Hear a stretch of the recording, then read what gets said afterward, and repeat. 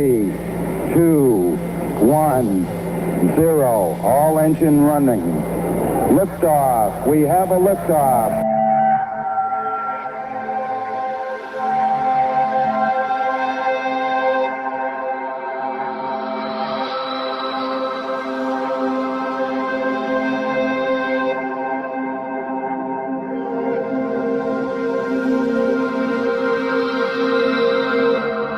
You're listening to Goof On Radio with Rich Giordano.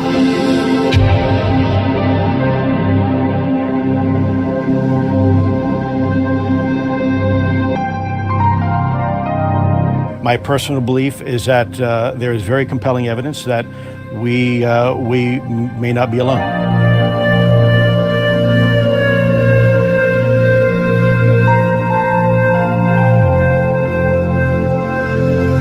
There has been and is an existing presence, an ET presence. It's not going to make a difference. It's not going to change reality.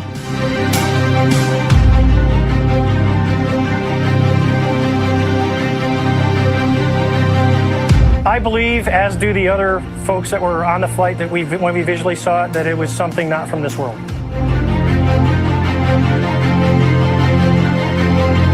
Goof On Radio.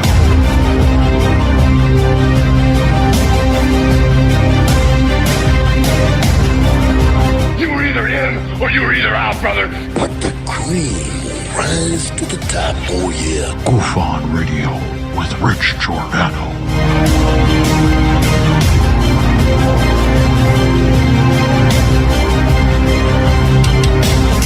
I occasionally think how quickly our differences worldwide would vanish if we were facing an alien threat from outside this world.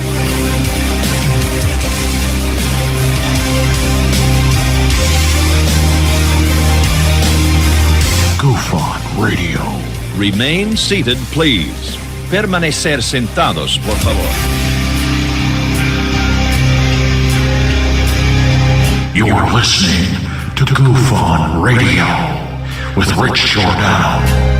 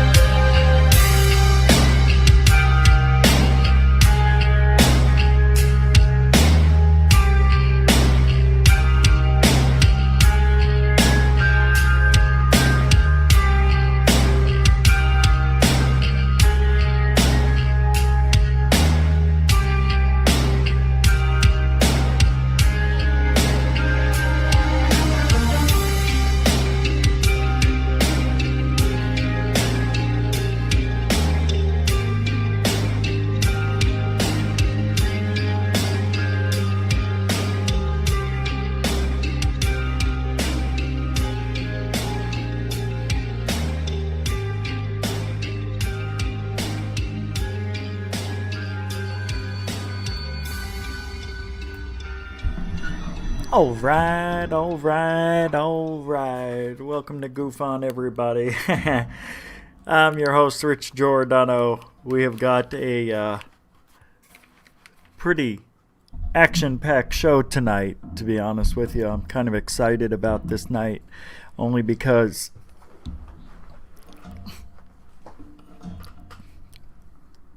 we're here. We did it. We made it. Let me change the background. COVID. Yeah, it's been an interesting day. Yep, interesting. Interesting night. Yeah, I don't know if any of you heard what was going on, and I don't want to get it wrong, but this guy here, Tim McMillan, he's talked about him before. He's one of these young gun Twitter UFO guys. You know, he's in that circle of the unknown. He came out of nowhere, just like the other 5 or 6 of these Twitter UFO young guns that Grant Cameron dubbed them. Not that they're young, it's just no experience. Although they claim to have many decades of experience each. 30 years for this one, 20 years for that one, 25 for this one, 15 for that one. Yeah, everybody's got a different amount of experience in the field, but they all hid, up until TTSA came out, went public. Then they came out of the woodworks and decided, I got to get involved with ufology. See, that to me screams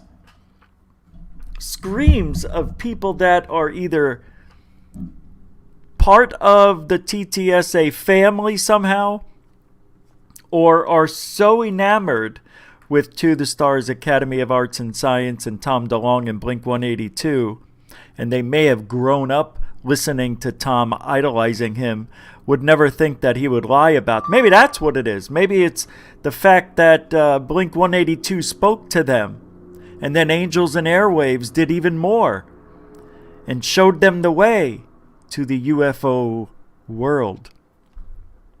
Anyway, it's kind of fun to hear them speak every now and then and make these incredible claims and have no proof to back it up, which is what Macmillan.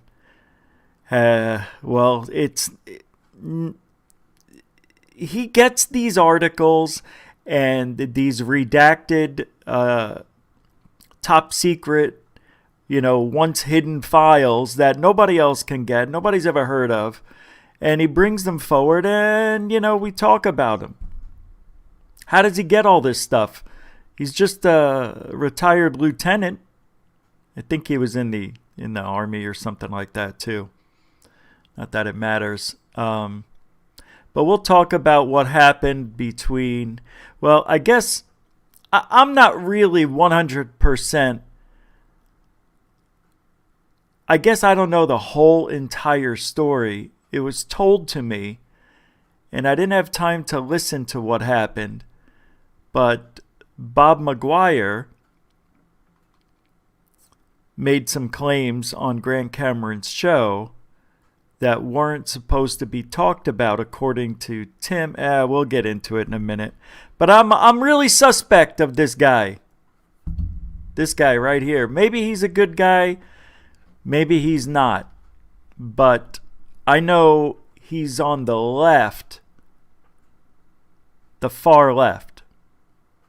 He will defend Biden till the death.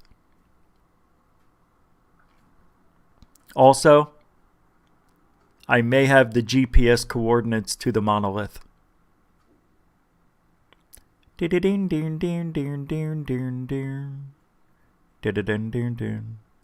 You have the location? Who's got the location? You got the location? You have the real location?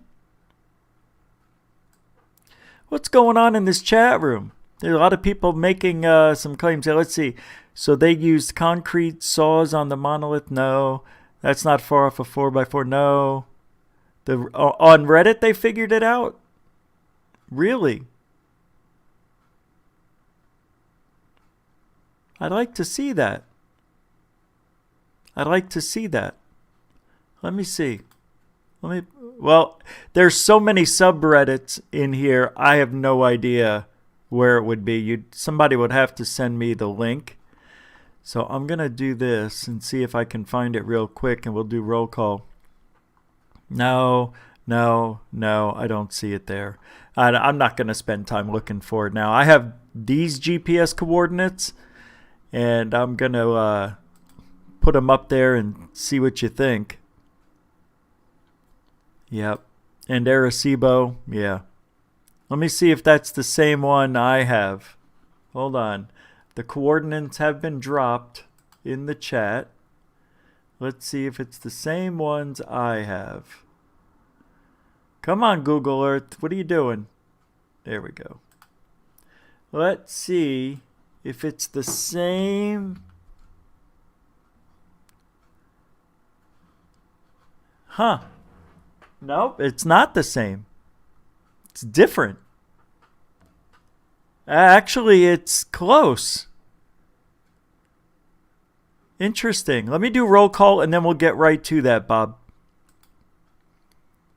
I'll do mine first, and then we'll do yours, and then we'll, because I have a feeling the ones that I have isn't the location. So maybe that is what you got right there on the screen. So let's do a little roll call. I can't copy and paste that in the chat, so I'll find it when I'm done. Roll call, real quick. We'll do real quick roll call. Okay, ready? Bees Nest Films, B. Baker, First Floor Audio, Lisa Marie, John Bruno, Occam's Razor, Fast Heavy Machinist, Coral Ann, Thomas Roberts, Lori Oliphant, Off-World Adam. See, I'm not really feeling it. I don't like doing it this way. Off-World Adam, Dis Ravaja, greetings from Helsinki, North Europe, to the Monolith and beyond. Hey, welcome to the show, man. Dis Ravaja. I don't know if I'm saying that right, but welcome. Great Lake Sasquatch, John Bruno. I'm just going over him again, and just in case. Bob Gray, welcome to the show. I don't know if I've ever seen you here, but good to see you. Lisa Marie snuck through the side door. Very good. Ash Dobbs, he's back. Mary Hall, what do you say, Mary? John Vatour, what's going on, man? How you doing? Welcome to the show. Tanis Olsen Metz, welcome to the show. Tanis, I hope I'm saying that right. Imagined by me. Oh. Stu Garrison, the biggest man on the planets.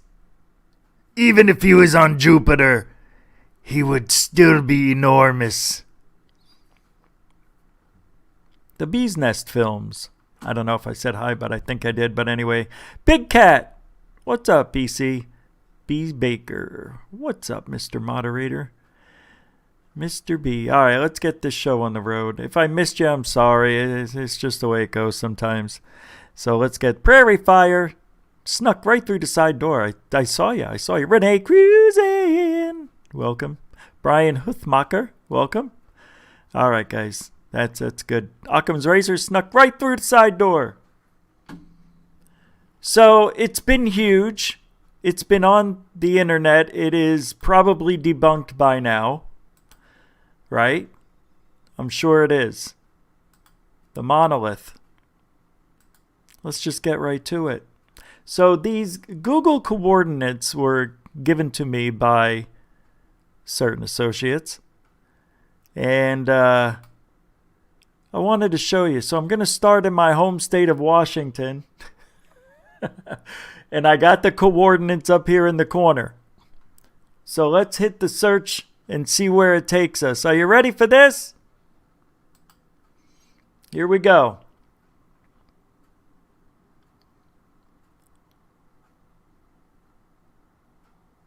All right, so what do you think so far? Not bad, right? We're getting there. But let's go a little closer and see what's in this area right here. Now, let's not forget what it looked like in that area, right? Because don't we have the video here? Let me pull up a video while I'm stuck there. All right, let's go there. Let's just go. Forget that. We'll take a double look. See this? Looks to me, I'm not buying it. This looks nothing like the background that we saw in the video. Not to me. It doesn't look like, oh, this is so annoying. I'm still getting used to this. Because I remember looking around and seeing rocks and a funny face of a snake and turtle heads. And this looks similar. I guess that's the shadow of it. But I don't think this is it, guys.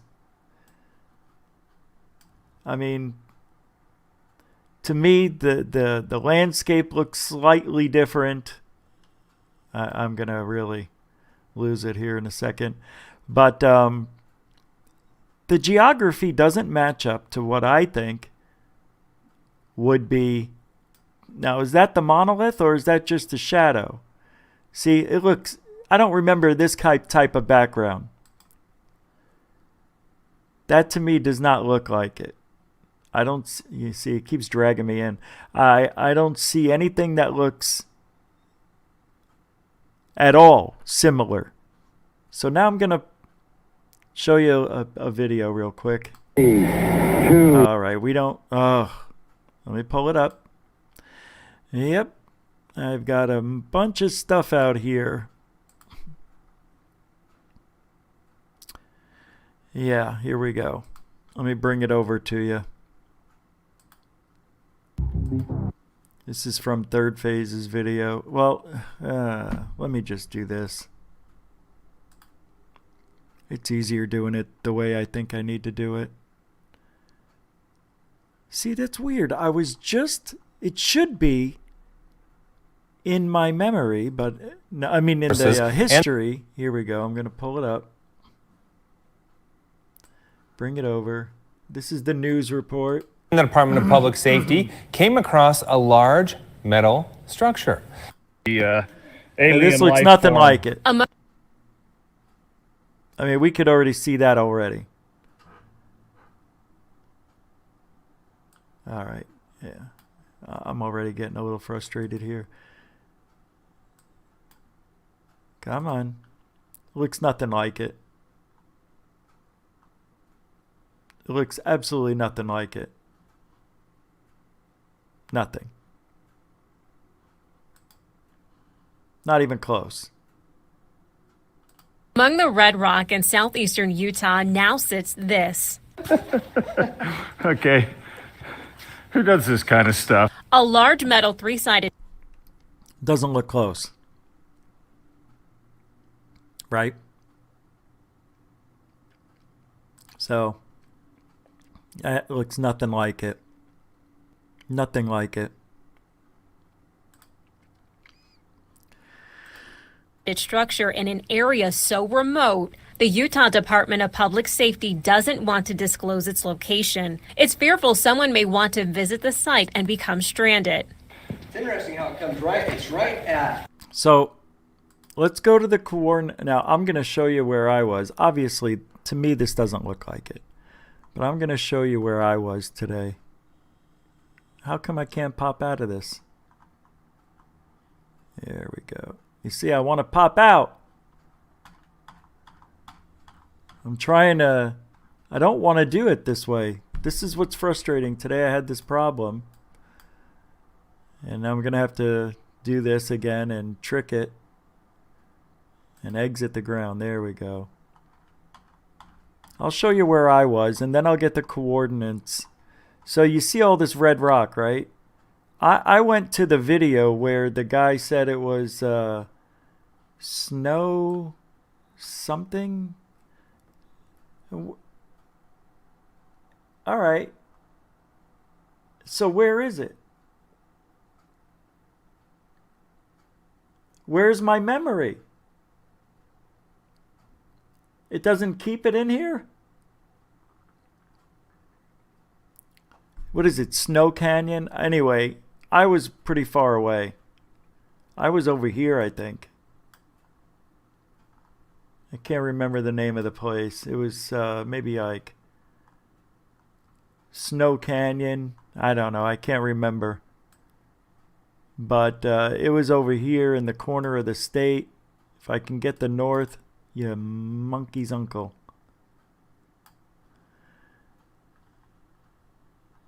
Yeah. I don't know.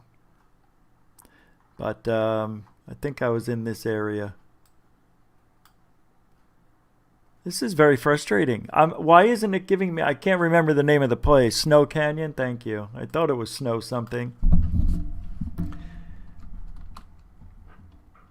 There, see, it popped up.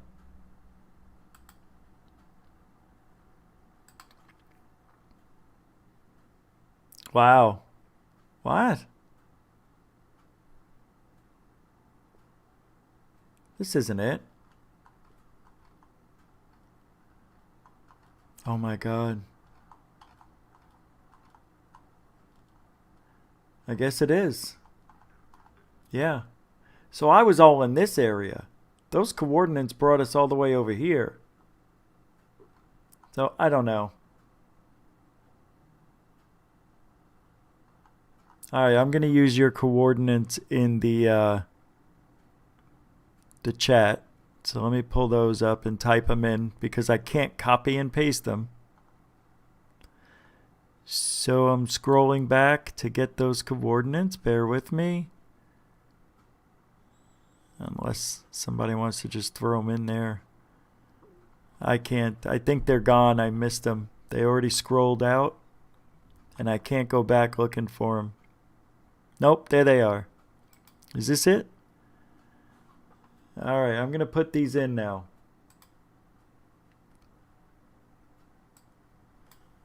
I got to tell you. Yeah, this show's come to a complete stop while we're doing this. 37.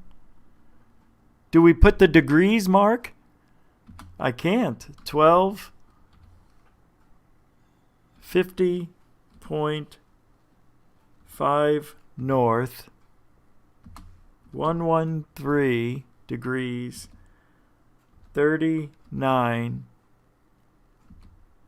48.2 west. Let's see if this works.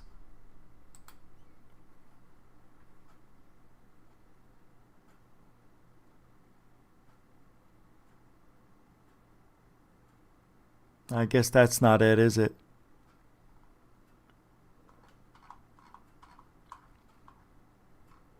Yeah, that's definitely not it. That's Arizona. Yeah, it puts it in there, right? Didn't it put it in there nicely? This sucks. I don't think it's working. I got to type it in the right way, don't I? Yeah, I got to type it in the right way, and that bothers me. Where's the degrees button on this on the typewriter here? See, that's what I don't know. Where is it? I know where it is on my phone. I am looking for it, and I just don't see it. What is it, the little O? How do you put a degrees in there? 37? Oh, I have 32 in there. I'm an idiot. We couldn't understand this location. All right. I'm screwing this whole thing up. 37 degrees. Right. How do you put a degrees? How do you do that? How do you put a degrees? It was coordinates, Rich. Already looked at. Reddit has the info on it. Yes, but I can't copy and paste that stuff. I can't copy and paste off the chat. I'm using StreamYard.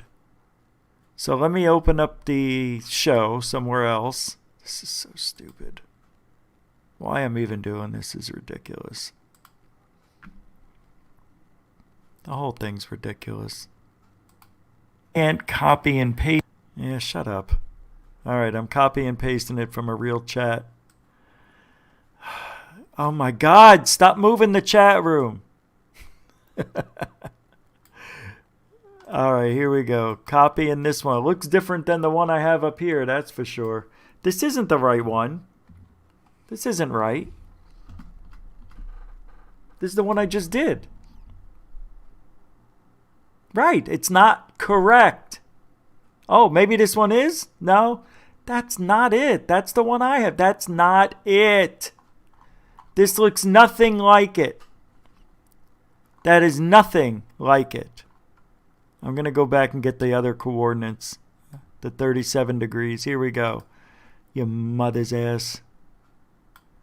By the way, Brandon Fugal blocked me on Twitter. Yeah, he couldn't handle it. As soon as I said, you're attacking me, because he started attacking me, saying, why don't you put those 17 years of experience to good work instead of talking shit about balloons. Here we go. So I copied and pasted And there it goes. All right. Wow. Yeah, this looks nothing like it. Thank you. You guys, this is nothing. It's not working. It's down in here? Is that what you're telling me?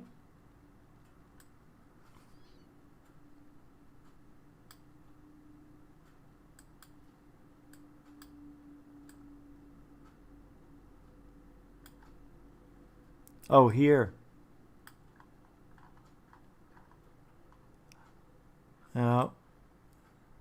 Oh my God. Google Earth kind of sucks. I don't like it. It's not clear enough. This isn't it. Oh, maybe it is. Look at this. Wow. Great. That's not it. What am I not doing? You guys tell me what I'm doing wrong?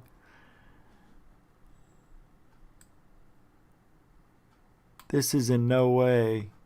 Oh my God. This isn't it.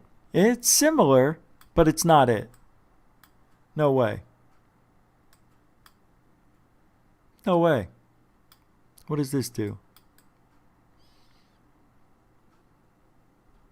This isn't it. The rocks are red. I know. This isn't it. It's not even close. What, down here? Could it be here? It's not it, guys. The rocks are red. This isn't it. I don't care what anybody says. Nobody has the coordinates as far as I'm concerned. This is not it. Remember? The rocks are red. I mean, how much more red do you want me to show you? This is not it. Look at the... Yeah. Watch here. You'll see. Yeah. Oh, God. This is wild. The structure not only appears to be solid and heavy, but is more than 2 times the height of this man. What the heck is that? Which makes... Everybody's calling these the rivets. If these weren't there, I'd be happy. This looks nothing like it. Those coordinates are wrong.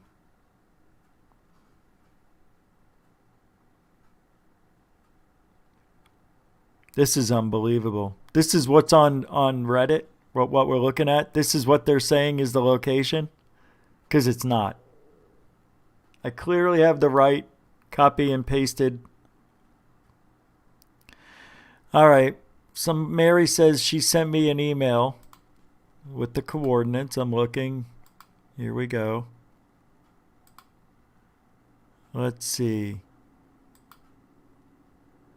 Mary, let's see. You didn't send... Oh, 370411 north. Okay, see, that's different than what I have. That's the thing. I can't... Oh, my God. This is what she got.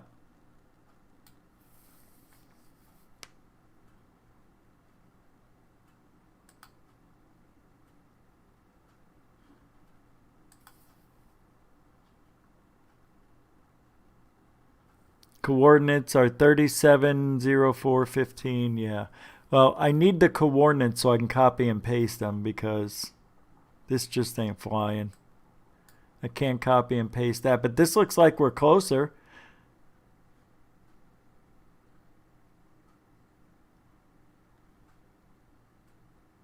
Yeah. I'm not sure. This is very frustrating. Very, very frustrating.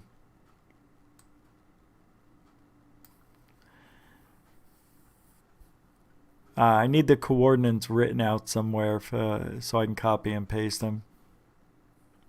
What's up, Jim Morris? So far, I haven't... That was close, Mary, but I have to... this isn't it. Whatever this is, that ain't it.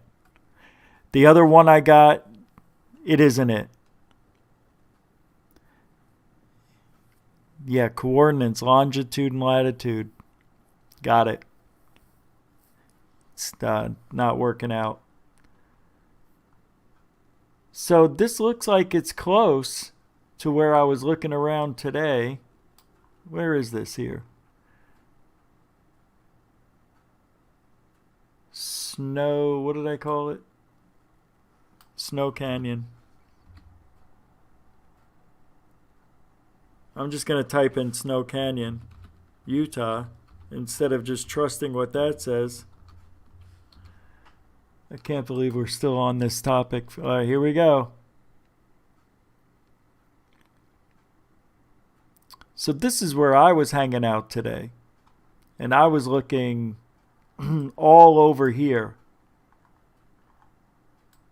You know, here, but there was nothing. This isn't in the middle of nowhere. There's homes everywhere.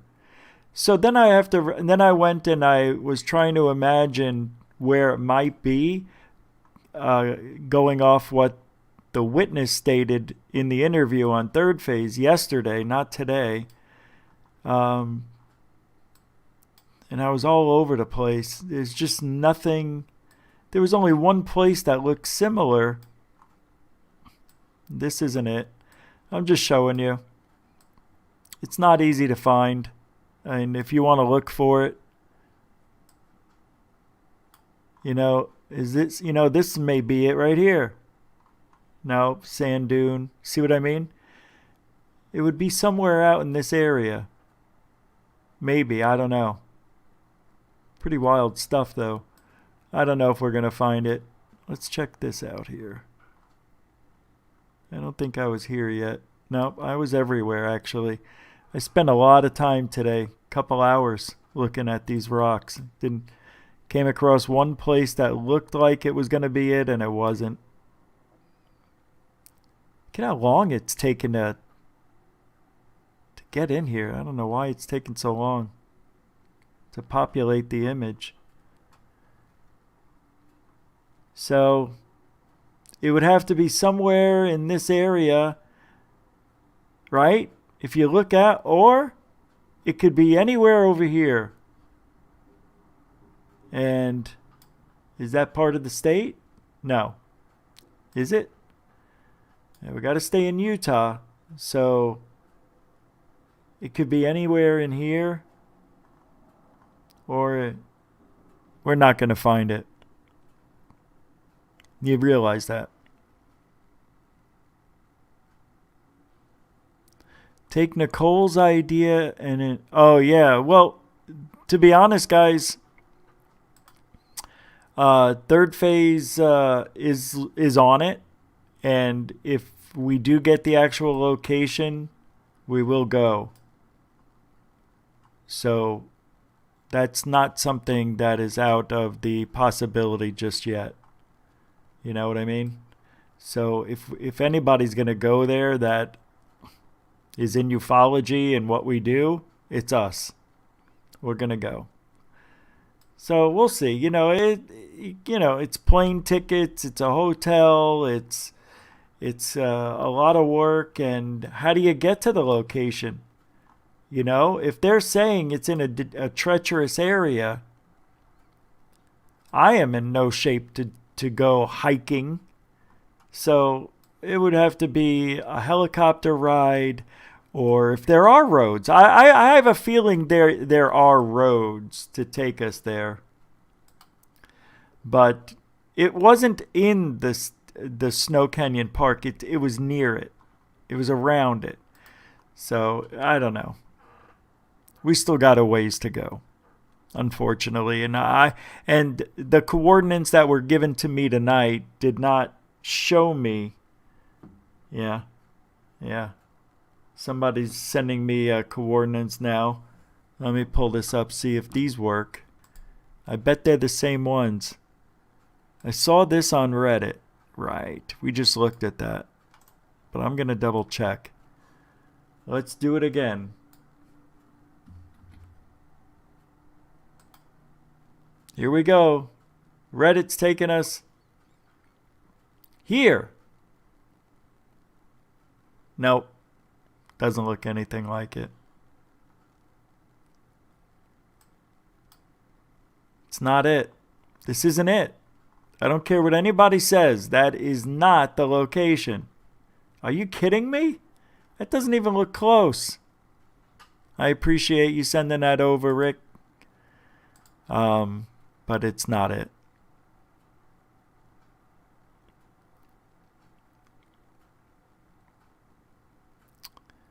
Yeah. Not it. That's it. It's not there. We're not going to find it. You understand? Not going to find it. I don't think so. I don't think we're going to... we may figure it out, eventually, but it might be too late, which is a shame. It's a shame. No, I don't like that background. Can we change it? Yeah, let's just use my house. All right, there we go. That works.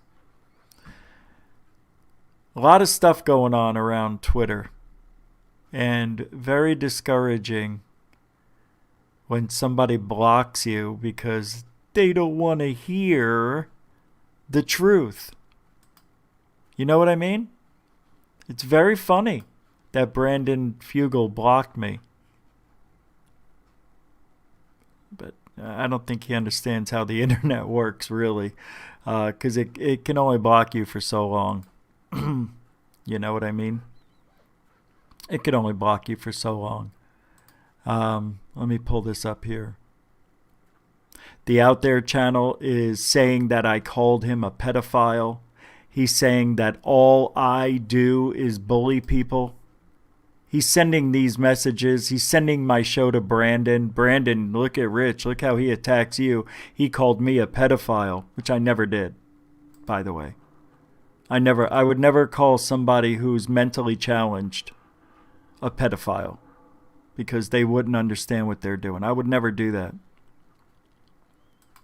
Yeah. Total liar. This guy is sick in the head. Like, honest to God, sick. So, and Brandon also removed tweets where I defended myself, which is unbelievable to me. Why would you do that? I don't understand, Brandon. Why would you take down what I'm defending myself? You're not going to give me a chance to defend myself? Anyway, he says, just to give you, he says, to be fair, my team are the real ranch researchers, many of which I have known for many years prior to ever acquiring the property. Dr. Taylor wasn't just random, because I said, what do you got, some random guys? He was allowed to join the team based on his extraordinary credentials. He spent 4 months living on site with Eric. Where's all that evidence? Where is it? Oh, they're going to make a documentary out of it. Yeah. Yeah. They're going to make... It's all a money grab at this point. That's all it is. Because he says he has all this evidence and he's not going to show it to us? Oh, he's preparing it. Jesus, I go out, I videotape something in the sky, you see it in a couple of hours, not months later. It's all bullshit. They're waiting for Tim McMillan, the guy I'm going to talk about here in a minute, about what is it called? His new thing, the debrief, his new website that's coming out called The Debrief. And he's going to get all this documentation, all this evidence, and they're going to make movies, and they're going to do all sorts of entertaining things over there. Hopefully free of charge, because it's a .org, yes? Here, Brandon says something else which is kind of cute. My team of the last 4 years has produced more insight, rendering results and evidence than what had previously been accomplished in decades. Yeah, where's that shit? In addition, we have installed much more sophisticated systems, devices, and infrastructure, plus engaged outside third-party engineers and experts. All that, and we still see balloons. Isn't this great? You could have the best technology. And then he asks me if I ever watched the TV show. By the way, I've sent this guy enough messages explaining why I did what I did and why I had a knee-jerk reaction, and he's still asking me. Why are you asking me these questions? I already explained it. Yes, I saw the show.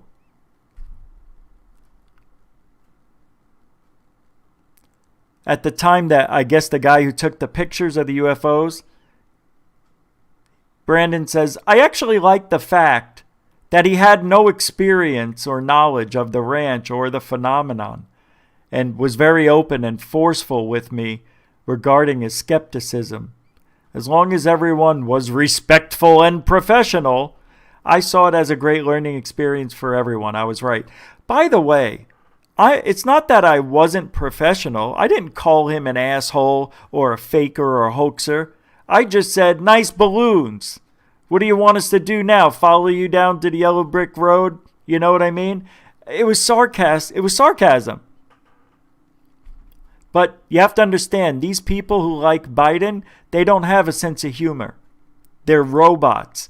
They are moving around without emotions, I'm learning. And then Brandon says, Hal, consider this. I had no experience and relatively little knowledge regarding the subject. I believe a fresh perspective without confirmation bias and front-loading was and is needed and has yielded powerful results so far. Yeah, it's always great to go somewhere and have no experience claiming that, you're going to get all the evidence in the world from Skinwalker Ranch. Really nice to admit that. That's good. Brandon, let's see. We have covered this before. As on the age of ever increasing interest in the topic, would it be possible for you to actually ask Bigelow personally for any new info he could possibly share from the previous endeavors? Brandon says, you bet. Although I do not expect that Bigelow will release any info. That said, he did support George Knapp and Jeremy Corbell's Hunt for the Skinwalker documentary. Of course! Allowing the release of some of the old archival video footage. This is a bullshit place, man. You are trying to get blood from a rock. Look, here's the Out There channel. Here is Rich trashing you. And then Brandon says, this is very unfortunate and unfair. Unfair? He didn't even watch it.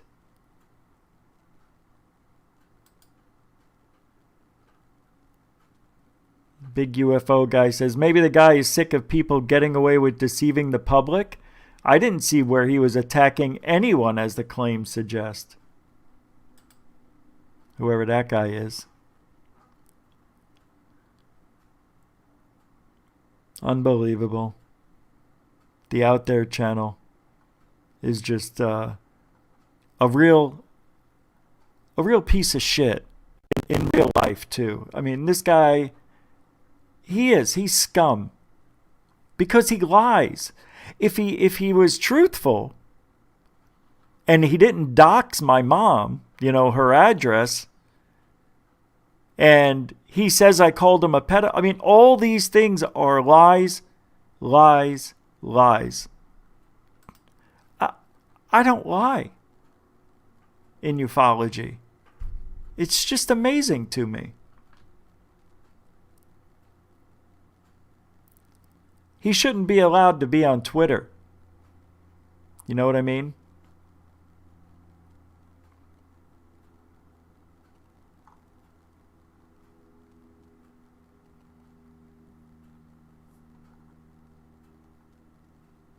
Got a guy named Dragon.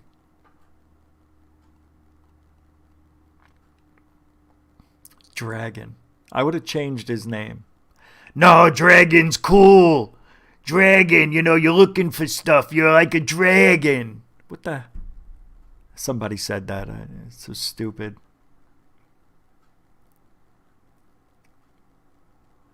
Unbelievable.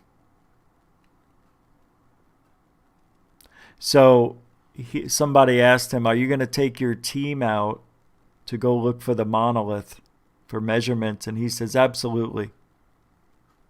Any chance you can take your team out there for some scientific? Absolutely. When you have when you have that kind of money, you can do anything. Money talks, bullshit walks. That's what scares me about Brandon Fugal. Somebody said, you're just jealous because he's successful. Success doesn't come from wealth. It comes from well-being.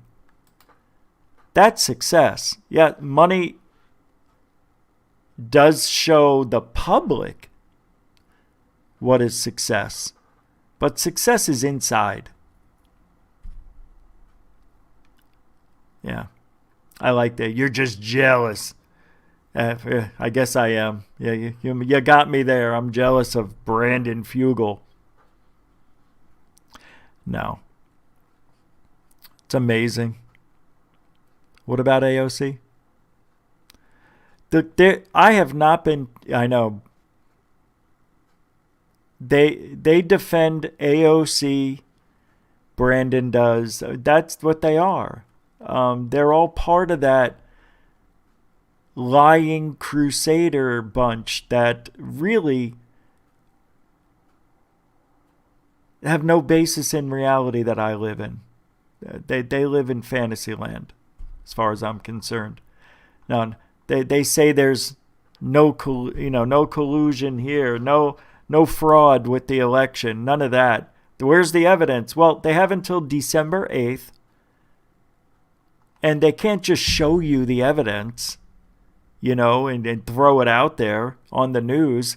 They're gathering as much data as they can, and quite frankly, there's a lot of evidence out there being shown. See, that's the thing. When you're only listening to one side of the world, if you're only listening to CNN, MSNBC, and shit like that, you will not get the other side of the story.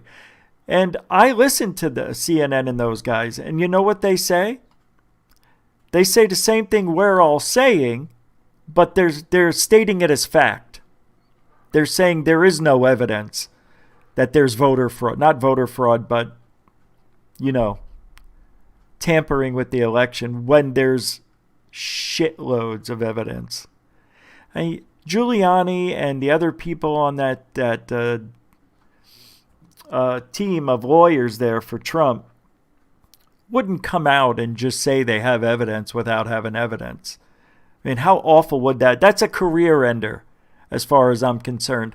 And if we don't see any evidence soon, and I think they're going to drag it out as long as they can on purpose, just to let Joe shake it. Have you noticed Joe during the election? He wasn't stuttering. He wasn't thinking of what to say. He spoke eloquently like he used to when he was 60. Now he's a bumbling buffoon again. It's almost as if they switched drugs on the guy. It's sad, but I hate him. I can't look at him. Just saying his name, this is what it must have felt like for them for 4 years.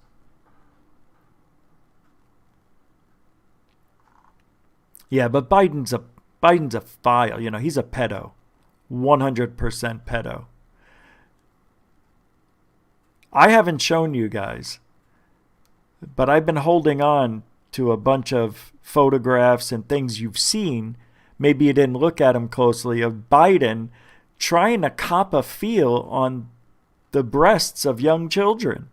And you can see he lets his hand roam free. Like he'll have his hand on a girl's shoulder, like let's say a 6-year-old, and then he'll turn his head and he'll slide his hand down her chest.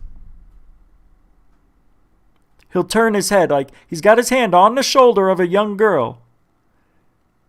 And then the next thing you know, his hand goes over her shoulder like, oh, I'm not paying attention, while he's trying to cop a feel. He is a sick fuck. He's a sick fucker. I wish him a brutal death, to be honest with you. I hate the guy. Just that alone, and for all the things and the lies and the corruption with his son. The guy shouldn't be allowed to even be in the White House, near the White House. Shouldn't even be allowed to be breathing the corona air you and I breathe. And I've been holding that in for a while. I hate Biden. I really wish he would just croak. And then Harris, she could follow right along with him. That's how much I hate that whole party. Just like they didn't want Trump. They were saying they hope Trump dies when he had corona. They wanted him to die. Well, I feel the same about Biden. I really do. I'm saying that out loud. I don't care about humanity at this point. I don't care about looking like a good person. He is an evil fuck. And he's sick. And he should be taken out of office even before he even gets in there. I don't think Trump's going to be able to win this thing for some reason. Even though there's all this evidence that they say they have, we would like to see it, I know. But when you listen to CNN, they say they have no evidence. Why don't you just stop this nonsense and step down peacefully, Trump? Yeah, I wasn't doing any politics for a while. That's right. I haven't talked about it. I've been holding this in for a while. Joe Biden's relative, did you guys see this? Has an island less than a few kilometers from Epstein Island. And Joe has visited there many times. Just like a lot of other people.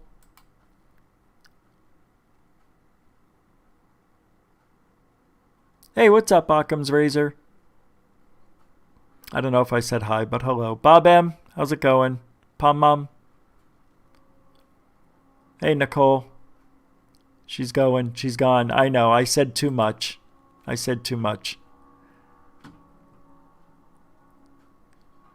Yeah, it's over.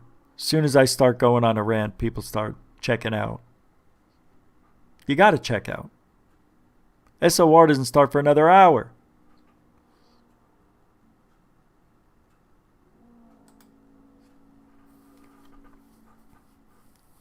I'm going to look something up here. Bear with me. Because, hey, Nicole. Hey, Norman DePrince. How you doing? Cornelius, how you doing?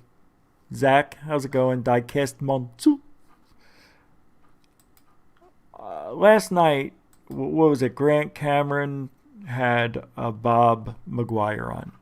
Skyhub guy. And Bob McGuire dropped Tim McMillan lost his mind, I guess. He went crazy when he heard that Bob McGuire was talking about a triangular craft that was photographed by the Navy, I guess. And Tim McMillan has a picture, he says, of a triangular craft, like comes out of the water and then takes off. But there's a picture of it. And he was going to go to Popular Mechanics and do a whole story on it. And I don't think he was going to show anybody the picture. But he was talking about it. I think there's two pictures circulating. Now, I can't get into the details. But there's two different things going on here. And this is what I'm talking about.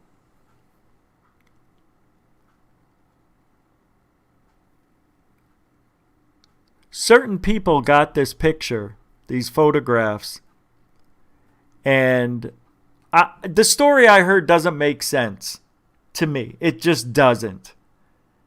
It doesn't. And I don't know how I can say it. Dave, how's it going? Spaced Out Radio. But I want to play and see. I didn't do it yet. I didn't go over to Grant's page and watch the video. I haven't even gone there yet. Let me see if it's, I don't know where. Maybe it was on Facebook. Let me check Facebook. It must have been a Facebook thing because I didn't see it on the channel just now. Oh my God. This is what happens when you sleep all day. See, I don't sleep at night anymore. I sleep during the day. Everything switched, so I miss everything. I don't want to stay up all night researching shit. I want to do it during the day when it's out. When the sun is out, I was trying to say, and it didn't come out correctly. All right, here's what I'm going to do. I'm going to get that set up. I'm going to look for it. But I'm going to play Third Phase of Moon's video from today about the interview they had with the pilot of the Monolith.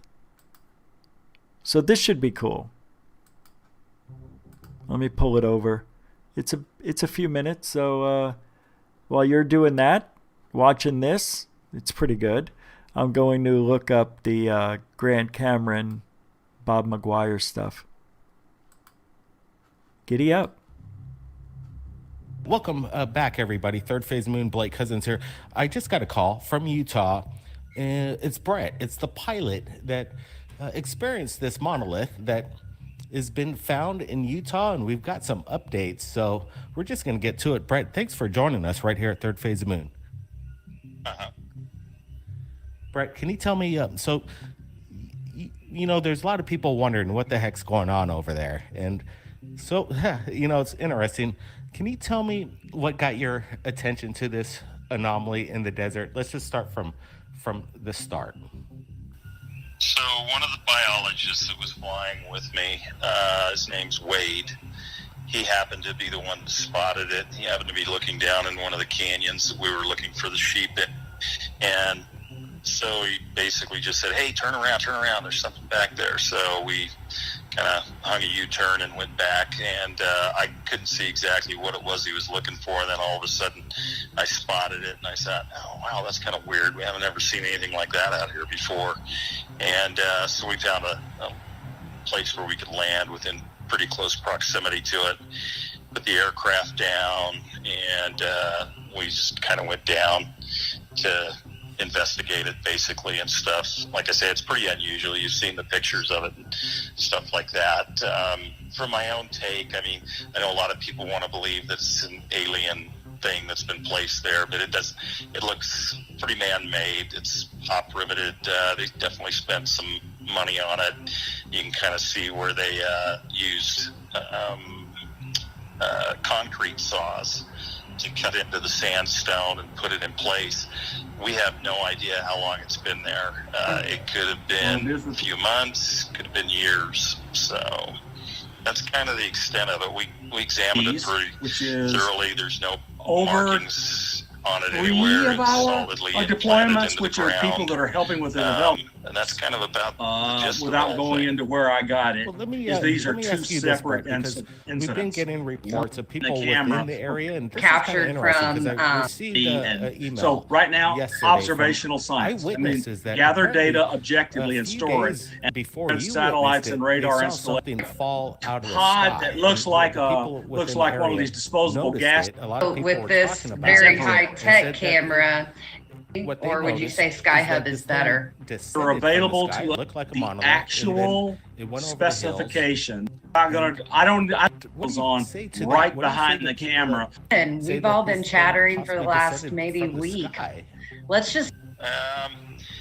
You know, if I didn't see the cuts in the ground from what I'm pretty certain is a cement saw of some sort, I could possibly buy it. But you can definitely tell that there's they cut it into the ground there. I'm more inclined to believe that it's some sort of new age artist, you know, who just kind of came up with this thing. I don't know if he was a Stanley Kubrick fan or whatever of 2001. Sure. So it's hard to say, you know. It's kind of the Bureau of Land Management. It's on their property, so to speak. So I think they're kind of taking it over from here, and we'll see where it goes from there. Well, that's we kind exactly. of climb around on the thing, as you can kind of see from the pictures. And you know, it's firmly implanted. There's no doubt, but I'm not buying off that, you know, it fell out of the sky and ended up that way. I think it's more of a new age artist. Well, it's interesting that you say that. Let me just say some of the people that have been communicating with me, and I'm just relaying it to what I've been hearing on the ground over there, that search and rescue actually showed up to the area. They tried to pull it out and put a harness around it and actually pull it out of the ground, and the thing didn't budge one single bit. Any word on that, on how rigid this thing is? You say people have said that search and rescue went over to it? We heard that.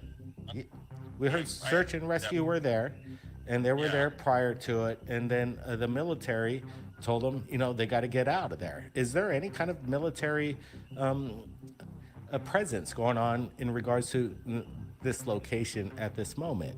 No, this is all on BLM land. There's a restricted area about 25 miles north of it that they used to launch rockets apparently out of in the 60s and stuff like that. But that's as close as it comes. Most of the test ranges are out in the West Desert of Utah. And where this is located, they're not really that close to it. So what you're saying is that this is public land in its own, it's a reservation or public land. Could anybody, let's just say if a hiker was out there and just stumbled across it, would it still be there, or is this like private land? No, it's BLM land, so anybody can go on it and stuff like that. But the big thing is the BLM doesn't want people going out, you know, doing stuff like this if it is some sort of new age artist that's gone out and done it, just because it's kind of destroying the lands and stuff like that. So my guess is it'll probably be taken down at some point. Absolutely. If we could get any kind of evidence, photographic evidence of this removal, if it's going to be taken down, how deep this thing goes, that's what we need to find out. If we need to debunk this thing and call it out the way you're calling it, as definitely an artistic representation of the monolith of 2001, that would be great. That's what we want to find out. But if we don't get any pictures of the removal, where this thing went, what it was made out of, people are going to ask questions. Right. Yeah. I you know what? I'm so far removed from it right now. I'm back out counting sheep, and we're moving on, so I won't have anything to do with that. That's kind of like all the BLM's hands at this point. Well, Brett, appreciate you reaching out. All right. So it is Google Maps I need to look up. So bear with me while I pull that up real quick here. Where are you? Maps. All right. Gotta type it in. Here we go. Let's put that there. I'm going to paste the coordinates there. I know you're not seeing it yet. Hold on. There we go.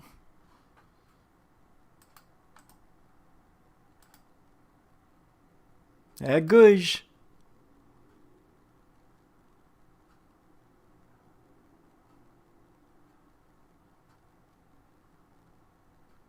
Okay. Ha! They whited it out. Look at these guys, huh? Look at this. That's unbelievable. Google Maps whited it out.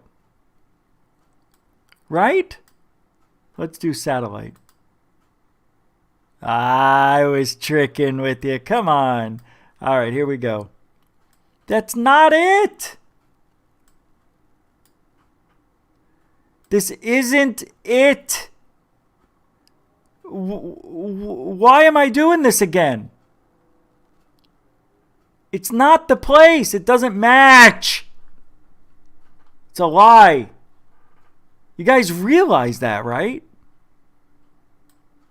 Yeah, I'm going to drop myself down there. No.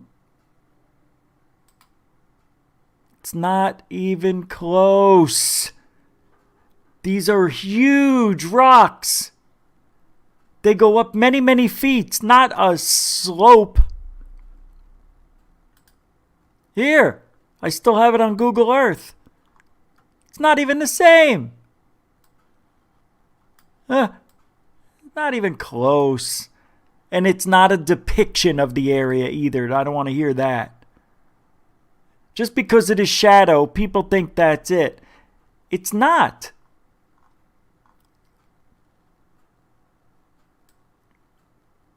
Oh, God, I hate this thing.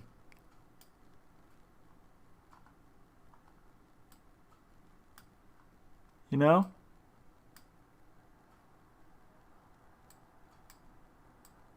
All right, we already did this. It's not it. I don't know what I'm doing.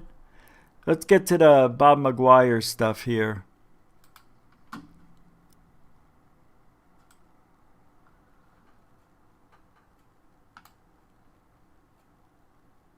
Well, I thought I had the actual... All right.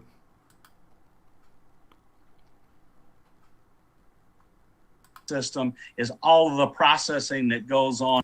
Rumors about another big drop of information maybe coming from Tim McMillan or a few others. We're hearing whispers about maybe a triangle craft, but we're definitely hearing rumors about a USO to UFO scenario that has probably taken place within the last 12 months is what I'm hearing. Are you hearing the same things, Bob? I'm hearing the same things. So what my understanding is, without going into where I got it, is these are two separate incidents. Okay. The USO to UFO is a USO screamed through the water, scared the crap out of a submarine, and things were called in and alerts went up and some detection was there. And that was kind of one of the incidents that, as I call it, pissed the Navy off no end. Okay, so that's a little bit older. Then there's another incident we know that. Where, I'll just tell you, I have, without having any of the necessary metadata to tell where it came from, I have seen a picture. And it came through classified channels. And this picture is of a triangle. Now, so I don't get anybody in trouble or even myself in trouble, I'm hoping that's what's coming out. But I can tell you that it was seen from the air and it was a picture of a triangle. Right. So, see, Tim McMillan had this big thing he wanted to come out with. I don't know what day it was, supposed to be December 2nd, I think. And he was going to make this big announcement in the that magazine. What is it? Project? No. It starts with a P, right? Well, it's going to be in that magazine. He was going to come out. They always they touch on UFO stuff every now and then. I can't remember the name. I know somebody here does. He's got a great beard. Yeah, Science Bob's got a great beard. So, I guess Tim thought Bob just blew the story that Tim was going to say in this article. What is the magazine? So, I guess Tim is a little bit upset and went on Twitter. And this is just gossip. You know what I mean? It's fun. This is what ufology is all about. Accidentally stabbing people in the back and not even stabbing them in the back.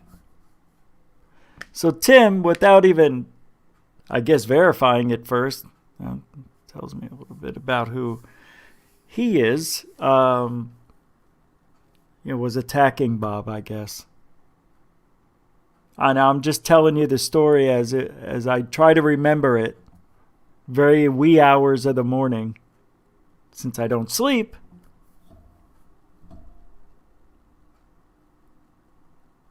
Yeah, it's amazing how things can get misconstrued. So, right, I think the guy, Bob, was talking about something else, and I think Tim thought it was about his. I'm not sure.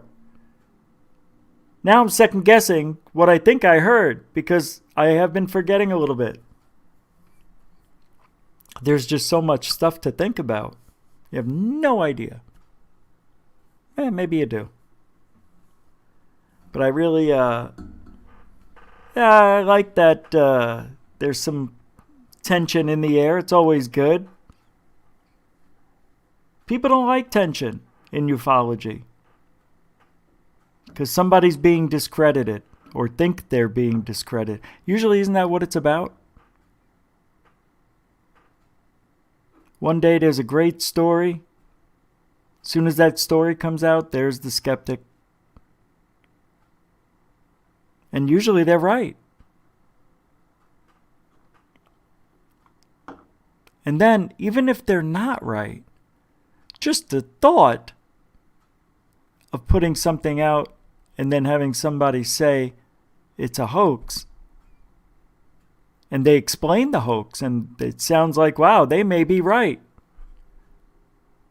And then I wonder, are these stories planted in ufology? Disinfo agents. Anytime we get close, something happens, right? There's always a story to get your mind off of it, it seems, or discredit the story. With every good, there's bad. Always in this field. Very sad. Am I to blame? It's a good question. Appreciate you asking that. We've gotten so convoluted in everything we do in this field, from people trying to remember the lie, and they reveal it. They don't even know it, and they keep telling the lie. And you know what? Then you start, proving that this person's a faker, a liar, a hoaxer. The one person that's so hard to point on is the disinfo agent. Because it looks like they're doing good at the same time they're really doing bad. And that's why I'm skeptical of some people, like Tim, Mr. McMillan. A guy with his past, his work ethic, and being a retired lieutenant, a police officer, I believe, would be busy all day thinking about how to solve crimes. Why would he have 30 years experience in this field, or maybe just 4? Is that what it is? His is just 4 years? Oh, okay. Just 4 years. Well, who's... Oh, yeah, it's Chant. Says she has 30 years experience, but never wanted to mingle with the UFO crowd. God, I kind of sound like a dick, and I'm not trying to be. Really, I'm not. I'm just trying to raise points. And Bob said something here that got Tim triggered. I don't know. I don't know if they're friends or what, but I thought they kind of believed the same things. Although Bob talks to everybody, and is respectful.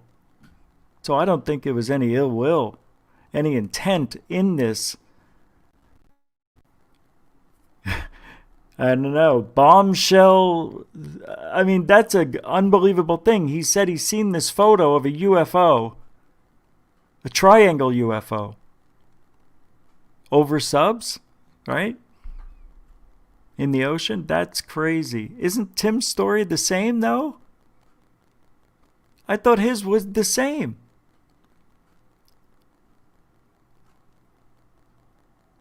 No? I don't know.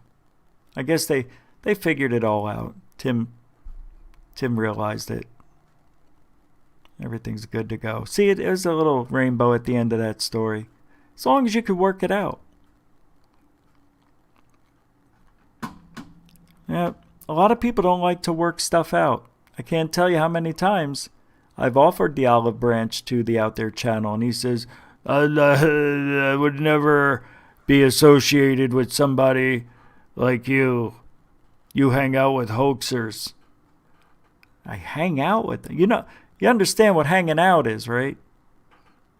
Nobody's hanging out. There's I don't know if you heard, pandemic going on. Oh, I know what he means. It's just a guy, he's just awful. He's an awful example of what is good in ufology. I wasn't even like that at my worst. When I used to go after Third Phase and Secure Team and things like that, but Third Phase was Jeff Woolwine and people you don't even know. They're still around too. Good for them. See, I didn't deter them. Nobody's voice should have that impact on you if your beliefs are, well, in your mind, valid. It's always interesting to see how people argue. And it's usually about nothing. But not in ufology. Nothing is something. Look, people on Reddit are saying that the monolith, there it is. They show us something. It doesn't even look like it. There's no monolith. It doesn't look like the landscape in any way, shape, or form. But there, people are saying, they figured it out. No, they didn't. Poor Bob. Just trying to help. He doesn't know. He said, I don't know if that's what Tim's going to talk about. What's the name of that magazine he's going to be in? It's a computer magazine, isn't it? Or electronics? I can't remember. It'll come to me at the end of the night. Thanks. Thanks, Bob M.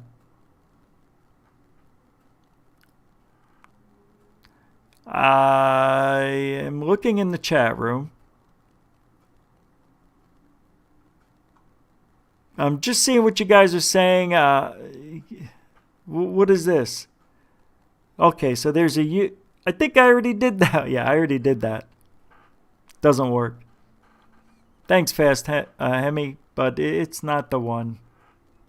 Nobody has the location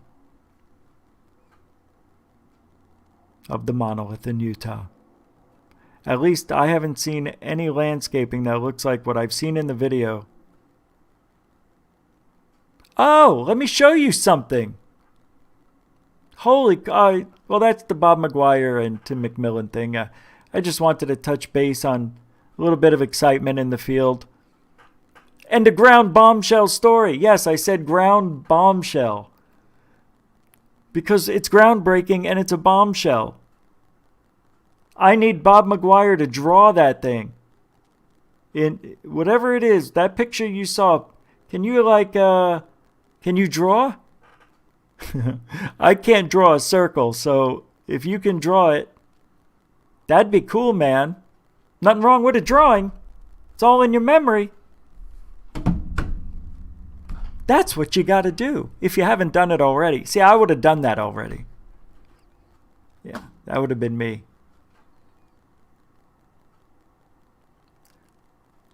I've never seen a craft like that ever. Or a picture. I don't know if I've ever seen a real picture. I've seen what you all have seen. There's some real ones out there. That's why the Disinfo is very hard to prove. You don't know who he or she is. Could be somebody here in the chat. Could be me. I could be a Disinfo guy. I've been called it before. Me. I would love to be a Disinfo guy and have cool stories to show the public.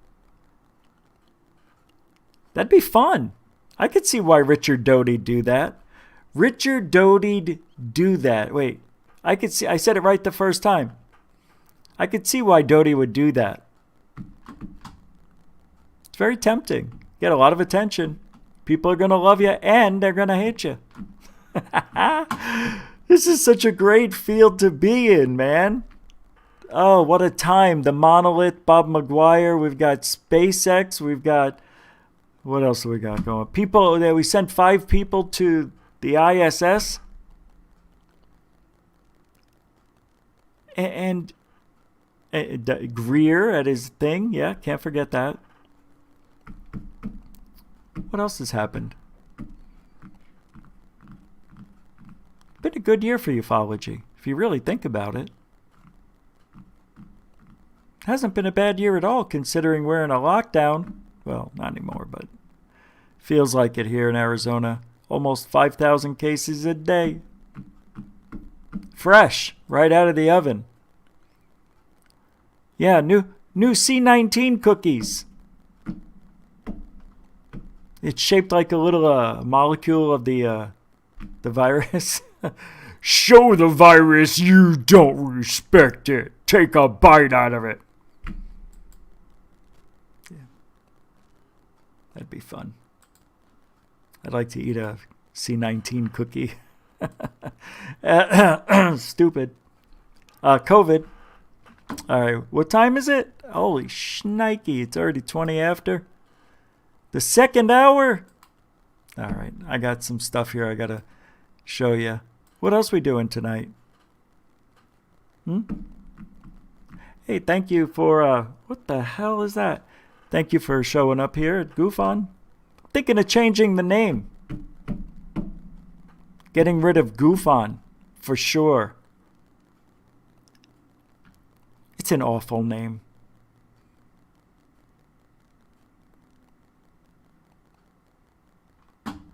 So, those of you who know, I don't know how I would do that. I guess everybody would still be here. It'd just be a different name. I hate Goof On. So much branding went into it. You know, you come so far with one name. It's like, change it again? If I would have never got rid of the AZ UFO show, who knows where we would be today? Maybe a Jimmy Church level. Holy crap. Too much hopping around. That's what I need YouTube for. Need it. And maybe Facebook. Eventually.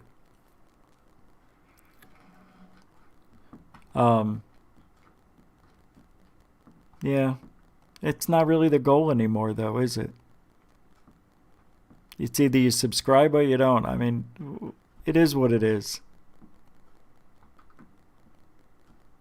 As long as we don't go backwards. Just want to see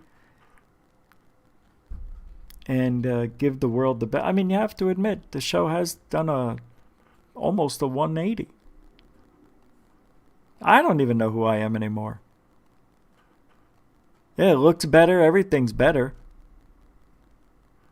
No more dropping the stream. Remember we used to drop, the stream would fall out? They're shadow banning us, I would say. They don't want us talking about this stuff. No sirree, Bob McGuire. See how that worked? They whoop. Well, Bob, I hope you're selling a lot of those. What do you call them?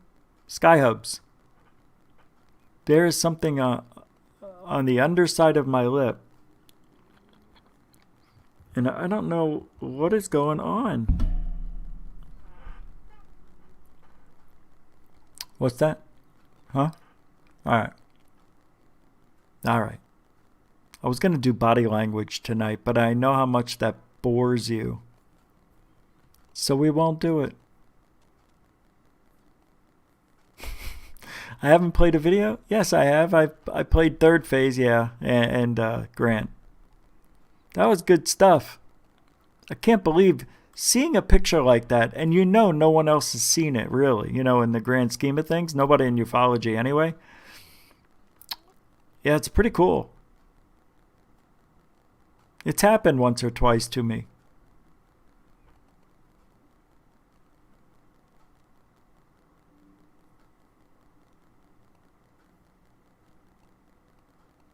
I'm a little confused right now. Because I had a lot of stuff set up. What is this? No, I'm not going to show that. Matter of fact, I'm just going to delete it. Not even take the chance.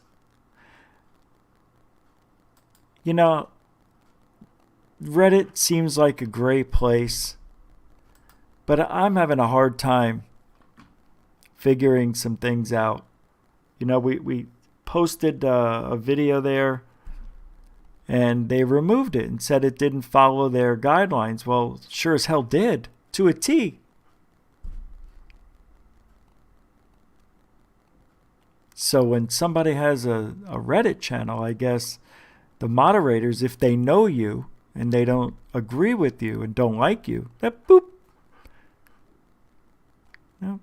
Is that what you want in ufology? That's not fair. That's an agenda. That's narrative, Reddit. That's not cool. Moderators should be putting time out for that one. 5 days. That was a very big mistake. Anyway, so I came across ESETI. Our good friend James Gilliland. It says, there is a ranch in Oregon, USA, managed by James Gilliland. The ranch is located next to a couple of low-profile military bases in and around Mount Shasta and Trout Lake that implement radars and beacon devices for military aircraft. Radars could be tested and calibrated by drones that whirl as RF beacons. Huh? There are also infrared targeting units being regularly checked here. Regularly checked. Anytime I see that word, that's what it feels like. But the ESETI Ranch presents this event. I'm just reading it. That's how it's written. But the ESETI Ranch presents this event as UFO show up and attracts tourists from anywhere in the world to run spiritual uplifting courses and past life shit, as well as showing people the UFOs. The visitors wink at drones and beacons excitedly and think they are enlightened to be seeing this.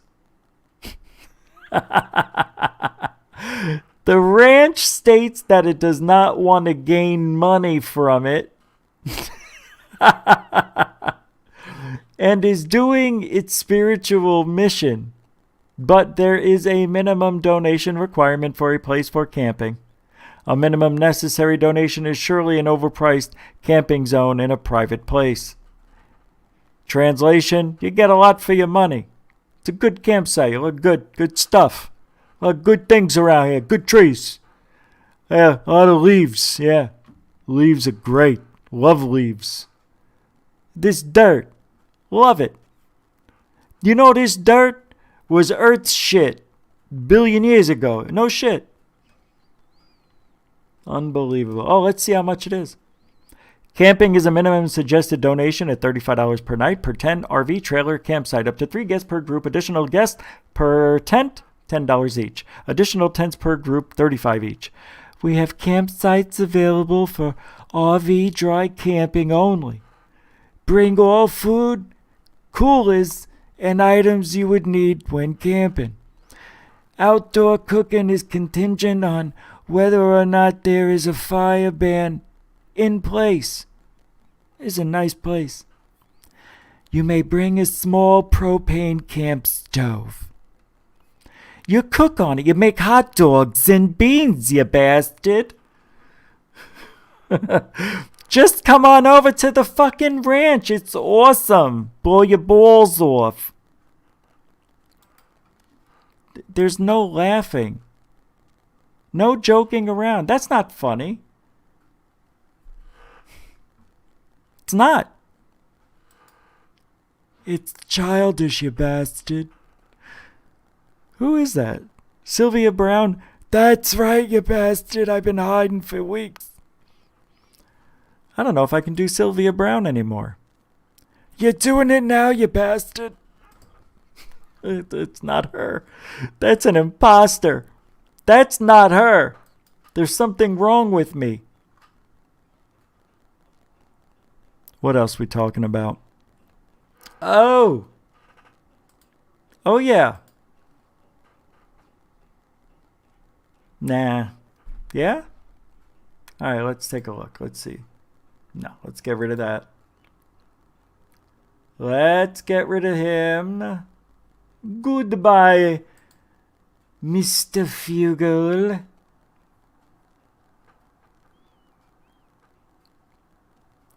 Ah, man, what a dick. All right, who's this? Oh. I don't know who sent this to me. Why would I read this? Oh, maybe I just wanted to read it. Dr. Roger Hodkinson, former chairman of the Royal College of Physicians and Surgeons Committee in Ottawa. He says masks, are useless. There's no evidence base for their effectiveness whatsoever. Masks are simply virtue signaling. That's what they are. Seeing these people walking around like lemmings obeying without any knowledge base to put the mask on their face. Social distancing is also useless. The disease is spread by aerosols, which travel 30 meters or so before landing. Closures of schools and businesses have such severe consequences. Everywhere should be open tomorrow, as was stated in the Great Barrington Declaration. Positive test results do not mean a clinical infection. All testing should stop. Unless you're presenting to a hospital with some respiratory problem. It's driving public hysteria, and all testing should stop. All that should be done is to protect the vulnerable. Oh, right. Yeah, anybody who's over 65, I think, is what he says, right? And I would remind you that using the province's Alberta's own statistics, the risk of death under 65 is 1 in 300,000. You got to get a grip on this. The scale of the response, with no evidence for it, it's utterly ridiculous. Where does he get his information, I wonder? You know what I mean? He says it's just another bad flu. Tell that to my ass from sitting on the couch too long. All right? Tell that to my elbows and the bottoms of my feet. All right? Tell it to them. They're the ones not doing anything. I'm trying to get up and walk around. I've gotten so lazy. I'm trying to get fat now. I can't. I can't even eat. That made no sense, kind of. No, it did. I can't eat because I'm stressed out. Stressed out. It's a big world out there. If you ain't looking up, you might walk into a pole. That should be the show's slogan. Not looking out. Stupid. What am I using a tagline for? I'm using a tagline to end the show. No, that stops tonight too. I've been looking at these for a month. I'm going to switch everything up right now. I know a lot of you are around the same age as me. I see the analytics. I know who you are. Well, I don't know who you are, but I know that you are. So maybe you can appreciate some of the things I'm about to show you. I think I may have showed other ones like a year or so ago, but I just want to change things up. Yes, music was a big thing and still is in my life. My tastes have not changed. I do not waver from Metallica at all. Slayer, Megadeth, even a little bit of Anthrax. Angels in Airwaves. Do do do do do do do do do do do do do. I saw the aliens. Do do do do do. Oh, fuck off. Fuck you. That shit. So I had a lot of albums growing up, and over the years I've lost quite a few of them, but managed to save what I think is probably some of the best money could buy. One of the first albums I ever got. Don't ask me why. My mother bought it for me because she said she saw it on the TV. Starburst. That's right. You want to know who's in this bad boy? Let's have a look. Oh, we got Andy Gibb, Bonnie Taylor, Rick James, bitch, Robert Palmer, James Taylor, Toby Bowe, Johnny Mathis, and Denise Williams and Nick Gilder. My God, Barry Gibb is in my hands right now. Or Andy Gibb. He's the guy who killed him. Or did he die? How did he die? He killed himself? I think he died. Well, I know he's dead, but that's Starburst. And I don't know if some of you know these songs. Shadow Dancing. We got shadow dancing, right? Here's Nick Gilder, Hot Child in the City. Hot Child in the City. Remember that? Heatwave is also on this album. Heatwave. You know the song, you don't know it's them. Boogie Nights, dun, dun, that's the song Heatwave did. Boogie Nights, dun, dun, dun, dun, dun, dun, dun, dun. Oh, this brings back, oh my God.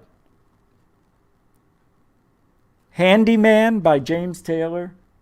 Oh, Bonnie Taylor, now I know. It's a Heartache. And nothing but a heartache. Right? Meatloaf is on this album. 'Cause 2 out of 3 ain't bad. Remember that song? Wow. Oh, this is Johnny Mathis and Denise Williams. They did Too Much, Too Little, Too Late, Too, whatever they say after that. This is great. One more? I don't remember the words. Let's see.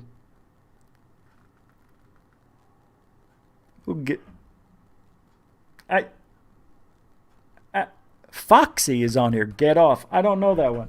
All right.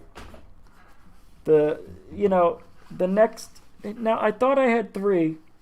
All right. The next one. I'm telling you. When it's metal, I bought it. Didn't care if I never heard of it. Riot. Born in America.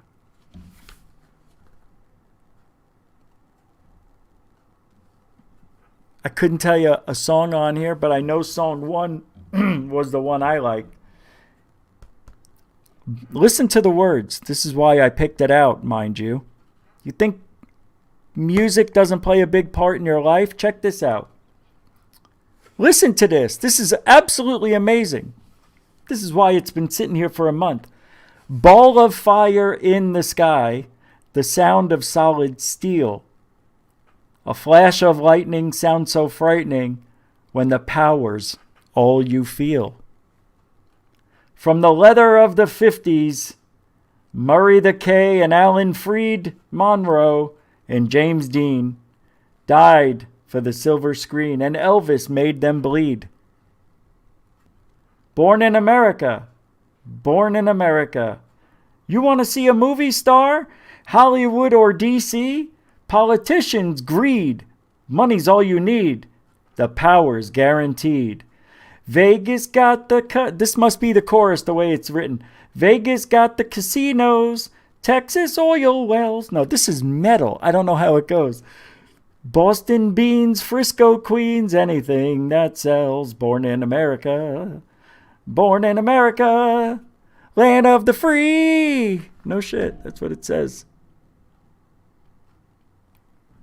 Last one. Now, I am a true.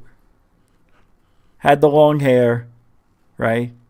Had the bandana, wore the parachute pants. I actually wore parachute pants twice to school. I couldn't wait to wear them. I couldn't wait to wear them. They were very weird. Because when you put your hand in your pocket, it felt like it just slid. And depending on what, if you had maybe keys or something, you would hear it go, Roo! Parachute pants sucked, but they looked badass. I wore them twice. I remembered, I think they were $30. The Crew.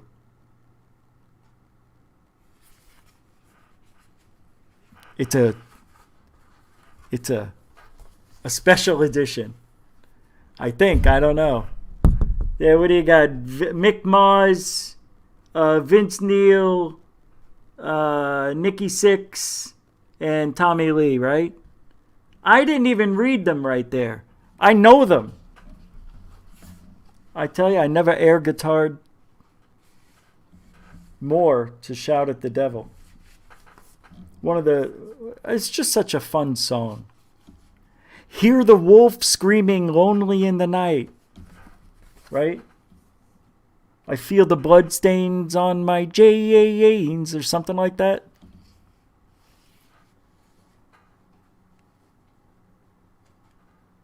Remember that very first song? It was called In the Beginning, and it was a message. I think I know it, actually. Wait, hold on. In the beginning. Nope, I don't know it. That's it. I don't know it. I got pieces of it in my mind, but it was kind of like a robot speak. There they are in the back. They were badass, man. Saw them in concert half a dozen times. 3 in Phoenix, 3 in Tucson. They are loud. They put on a great show.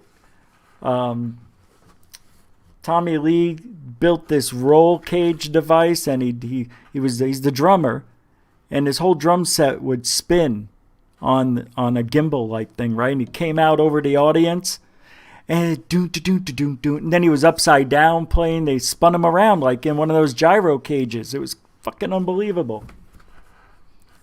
I lost my face that night. No, I found it outside by the car. But my face was blown off one of those concerts. I saw that one twice where actually he had the cage for 3 shows that I saw over 18 months. a little metal never hurt nobody. Actually, that was called heavy metal back then. Now it's classic rock. No, classic metal. It's classic metal. When MTV came out, wasn't that not the best thing ever? Ever?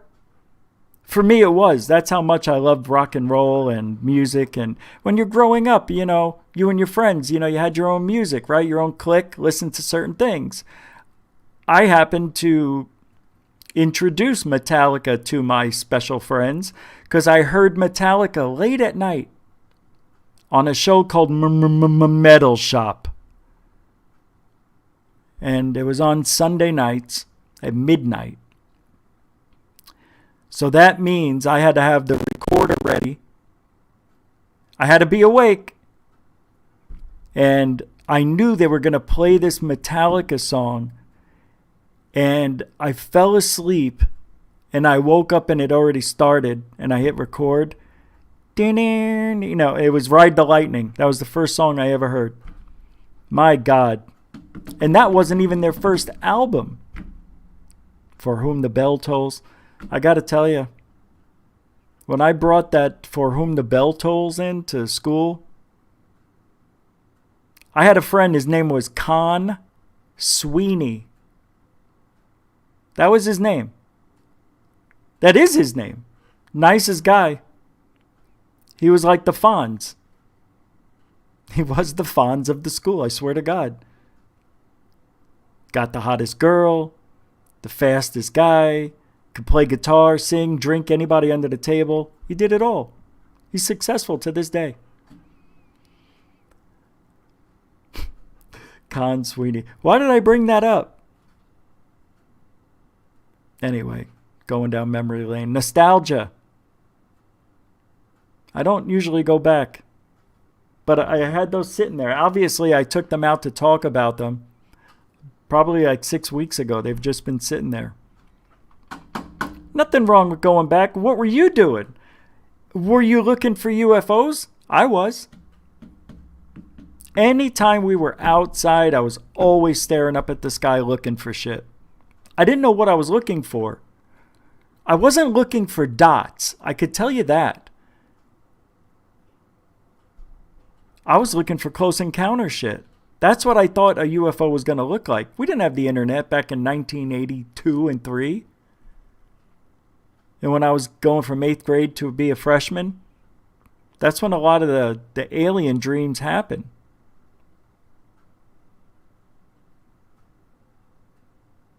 You know, coming of age, your body must put so much of that testosterone when you're going through your pubescent years. Maybe it makes your brain a little wacky, you know? But why aliens? That's the question. Why is it aliens? How does that jive? Why am I not dreaming of blocks of people? You know what I mean? Why couldn't they be blockheads? Why do they have to be... This goes back... I know you're going to say, oh, well, you grew up, you saw Close Encounters of the Third Kind. No. Not at all. That's not what I saw in my dream. Similar, but no, it wasn't close. Similar. It had eyes. I could tell you that. It had a big head. It didn't look like that. It was more, I guess, reptilioid type of looking thing in the dreams. Yeah. Now that I think about it. Kind of like a light being almost. I knew there was all this light in these dreams. Anytime this one individual would come over in their dreams, I had the same dream about 4 or 5 times, and it was the same dream. I would wake up during a thunderstorm, walk. Well, I didn't wake up. I mean, I'm dreaming, mind you. But in the dream, I wake up. I walk down the hall and I see and I see lightning flashing, what looks to be lightning. And I see it outside coming in through the windows, like 3 o'clock in the morning. And I get to the kitchen and I see my mother staring outside, just staring, looking, watching the lightning. And I remember asking her, I go, wow, thunderstorm, cool. I'm going to go outside. And she didn't say anything. She just turned and looked at me like she was fascinated by what she was staring at. So I go outside and we had a porch and red brick was laid down. So it was red brick, porch, and then about 25 feet out the pool. It was like a 50-foot pool, 1 acre, lots of grass over here. And I walk out to the pool area to get out, because that was the center of the yard. I wanted to see the lightning, and I wanted to get out in it. And I see these beautiful lights. And a UFO came out of the clouds. Came out like this. It was probably about 50 feet wide. And when it got really low to the ground, you could feel it. Feel the vibration. As I'm telling you the story, it's weird. I could feel it. It's like my sinuses just cleared up telling you about it. It's goes right through you that way. It goes right through your bone. I mean, it vibrates your core. Whatever this thing is, it almost stops you from breathing. You ever been in a car that had a lot of bass and it takes your breath away? You'd have to be in a really, huge woofers and shit, or many woofers.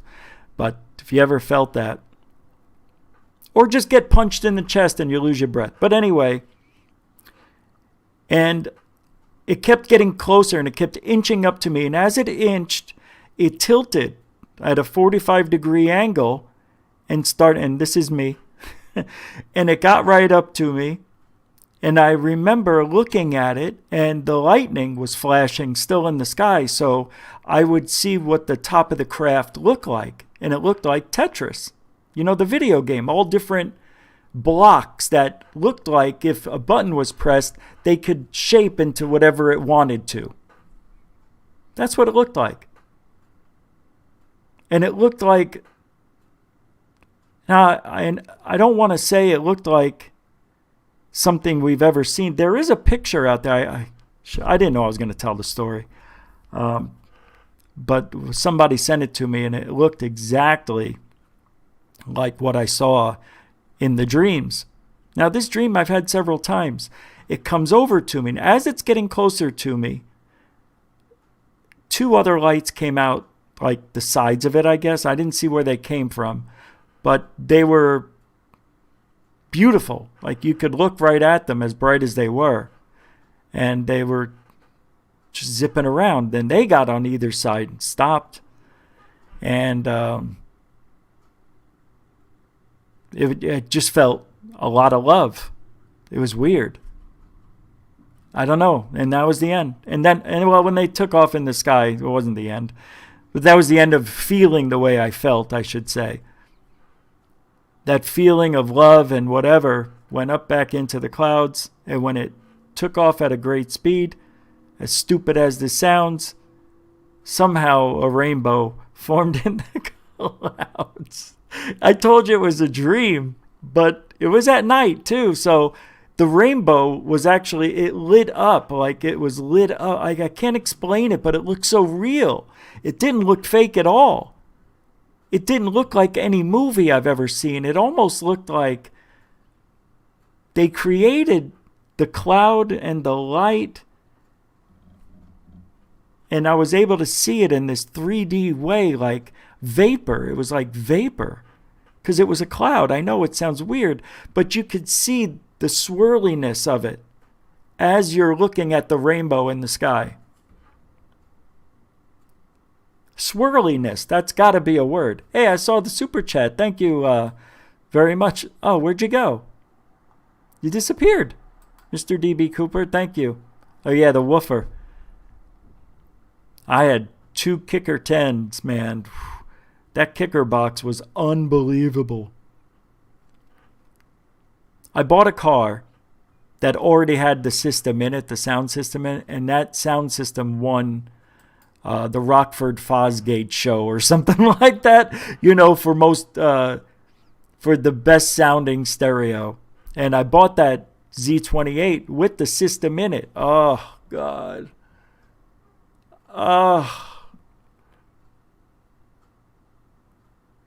And you want to know why I don't trust people? Because the night somebody broke into it, my own friend insisted he drive. Never done that before. We always went in my car because of the stereo. It was cool. Everything lit up inside. I had an Alpine. Oh, God. I can't even talk about it. It makes me sad. Yeah. That's why I don't trust people. I was set up when I got home. Car door was open. Dust was everywhere. It looked like, I don't know why there was dust all over it, but there was for some reason. I guess they threw powder down, maybe deadened the scent of their fingerprint I don't know. But I did get reimbursed by the insurance company. So we built another stereo. No, it was never like that, though. It was never the same. Yeah. There were some special things that were made for the car. In the car, in the back, it had a big well. And that's where the box was built into. It contoured. So we think we have an idea. We figured out who it was because the guy has the same car as me. And all of a sudden he has this unbelievable sound system a week later. Yeah. We should talk about that feud. That went on for a couple of years. No, Jenny. The good thing is we never called the cops on each other. You know what I mean?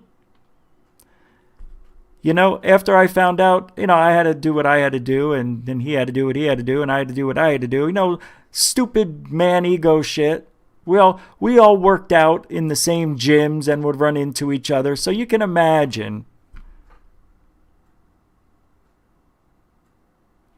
I'd always see him, they're gonna bench 400, and he's screaming. And I'm like, you stupid ass. Yeah, you're wasting all your energy for. And then he'd see me do it. Go kick your ass. I said, I'm right here. What are you waiting for? You know I'm not afraid to die, I'd tell him.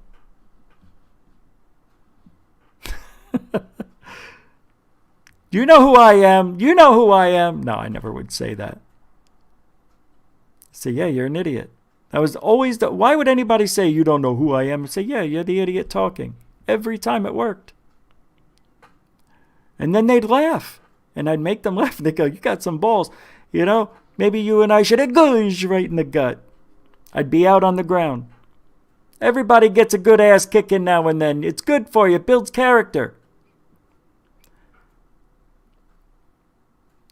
Don't like people that sucker punch. Sucker punchers are pussies. Always have been, always will be. No sucker punching.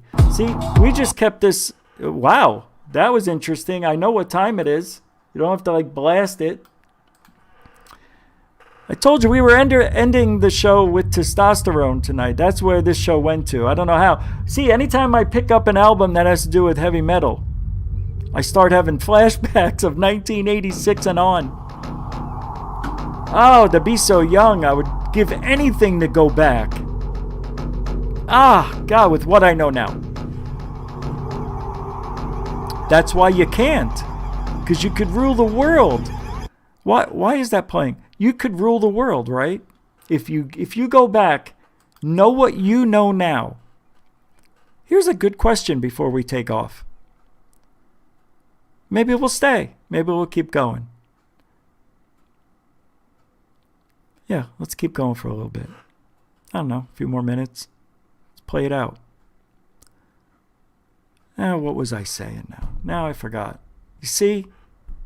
This is what happens. Yeah. Oh, if you can go back. Knowing what you know now, what would you do, man? What would you do so differently? Seriously. What would you do differently for yourself? Would you not argue with certain people? Would you never argue? Because you know it never amounted to doing anything? Would you do the same thing you did the last time, or would you try something different? I don't know, I'm just throwing things out. I never thought about going back for myself. I always thought about situations like what if, like the Titanic thing. What if you can go back and save the Titanic? Would you for $1 million? Yeah, that type of thing. I don't know what I would do. I know what I would do differently. I would never. I probably wouldn't get mad. I wouldn't let things get to me. If somebody said something to me, if somebody called me out on something they were wrong about, you know what I mean? Just stupid shit. Never amounted to just egos. I would just let all that stuff go. Imagine if you can go back to high school. What's that movie where that girl, that she goes back and I think she tries to fall in love again with her ex-husband or something, or her husband. But she goes back to when she was in high school, and I guess she was 40. And her friends are like, let's go out, guys. Let's go TP John Smith's house. And she's like, no. Because she knew that, they were going to get in trouble, or she would get grounded for it, I think. So she said, guys, please grow up. That guy becomes a loser anyway. He's got enough problems. And they look at her like, who are you, Mary Jane? What movie is that? It doesn't matter. Frapsap, that's it. Peggy Sue got married. I know, I was just, wow, how did you remember? Good for you. I don't know how you got that out of what I said. Peggy Sue got married. That was a great movie. I'd like to watch that again, never. But I've seen it a few times. It's a pretty good movie. I would definitely go back. I would listen to my parents. I would do my chores. I really would. Because they weren't hard to begin with. Keep your room clean. Takes 5 minutes. Not even. It was clean as it was, but we had the white glove test at our house. You never knew when it was coming. But my father would have a white glove. And we had shelves. They put shelves 10 feet up. Like, they were just for like showing off trophies and stuff. Trophy shelf. And some albums. All right, it's all trophies. So he puts this shelf up, and you had to dust it. How do you dust the shelf that's way up there? I had a waterbed. I had a king-size waterbed. Kept it at 90 degrees. You sit down on a waterbed, everybody knows it. There's always the air bubbles. You can get most of them out. You can't get them all out, so there's some sloshy, if everybody remembers the waterbed. I loved the waterbed. Loved it. Never leaked. Don't know how. Cuppy with a $5 super chat. Thank you. Oh, that's a beautiful little profile pic right there. Who's that good-looking fella or lady? Cute dog. It's a good outfit. I wouldn't make stupid mistakes, right, DJ? I wouldn't either. I swear to you, it would be a whole different thing. I wouldn't drive like a lunatic like I used to. No, you don't have to be first. You don't have to pass that guy. Just stay in the same lane. You're going to get there in the same amount of time. Weaving in and out of traffic, slamming on the brakes, not making the light or accelerating to get through it, that's wear and tear in the car. But that's what the freaking cars were made for. Of course I'm going to drive it like that. That's what they're made for. It's America, baby. We're not gonna take it. I was driving down the road. You got another thing coming. Shout at the devil. But we weren't looking for UFOs. No UFO hunting. But I was always looking up. It wasn't for UFOs, I don't think. Back in the day. We were looking, like I was saying earlier, we weren't looking for dots. I wasn't looking for satellites. That wasn't even a thing that was in my brain back then.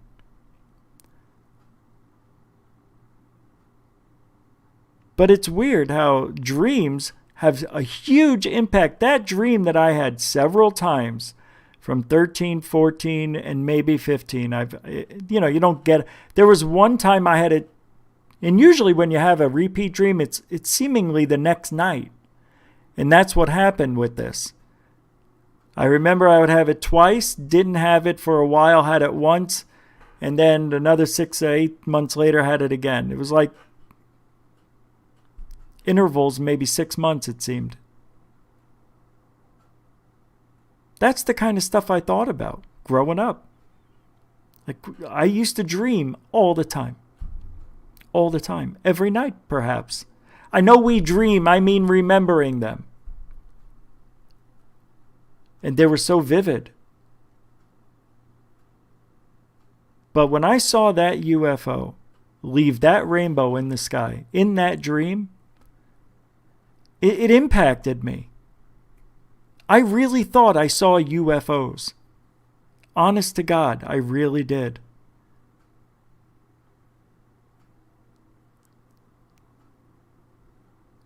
But why? Why is it UFOs? Why don't we see blockheads or triangle heads? Because our brain, Richard, is used to seeing a human shape. It recognizes a human shape. That's why. It forms it in your brain when you're sleeping. Don't you read? But I see dogs. I see bears. I see... Yes, but you don't live. I live with dogs. And my family. Never dreamed about the dogs. Never dreamed about fish. But I would dream about seeing a UFO. And another time, I had this dream about 3 times.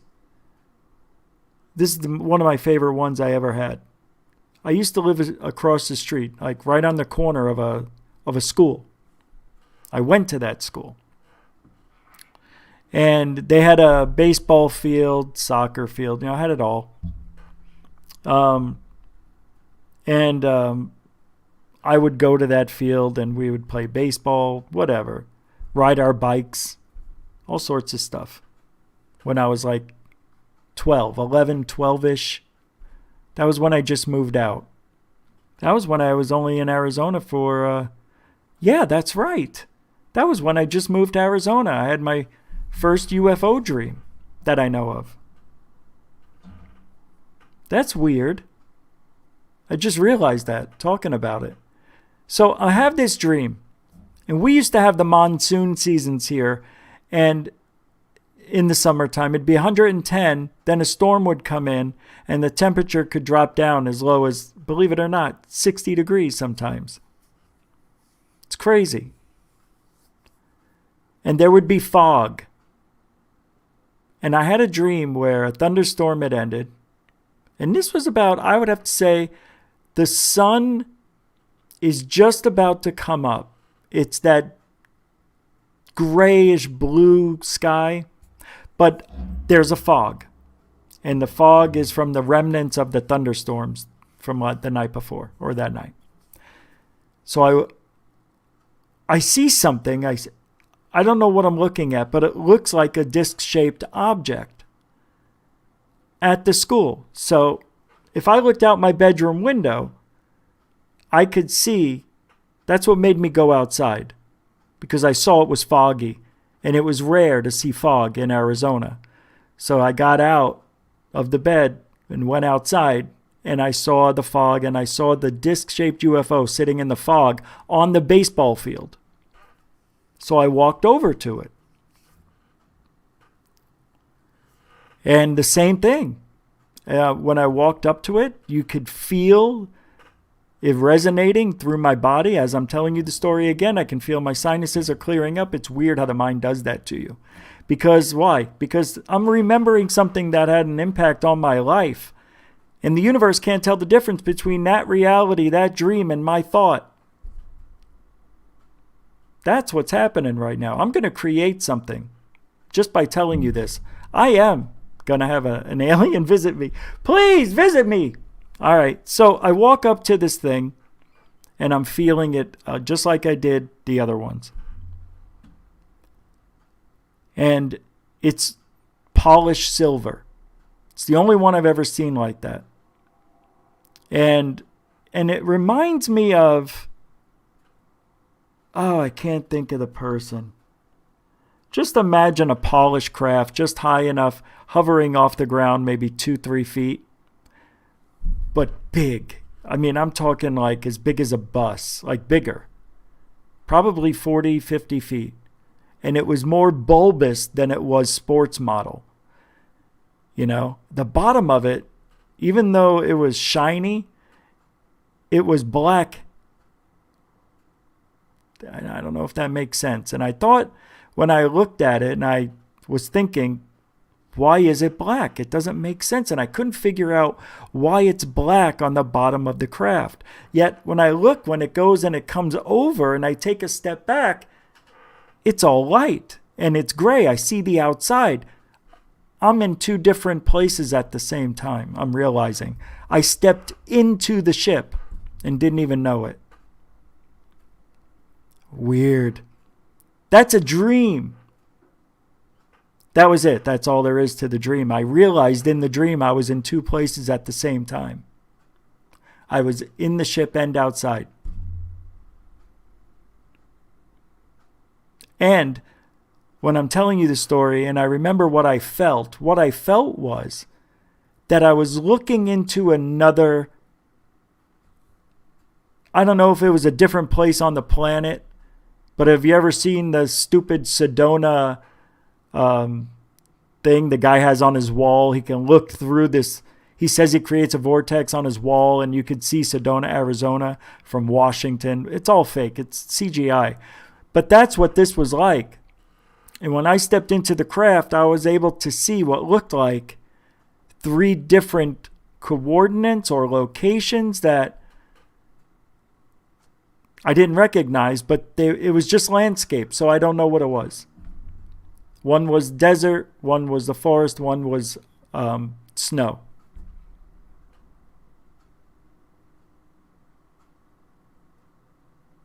Pretty weird. That was a great dream.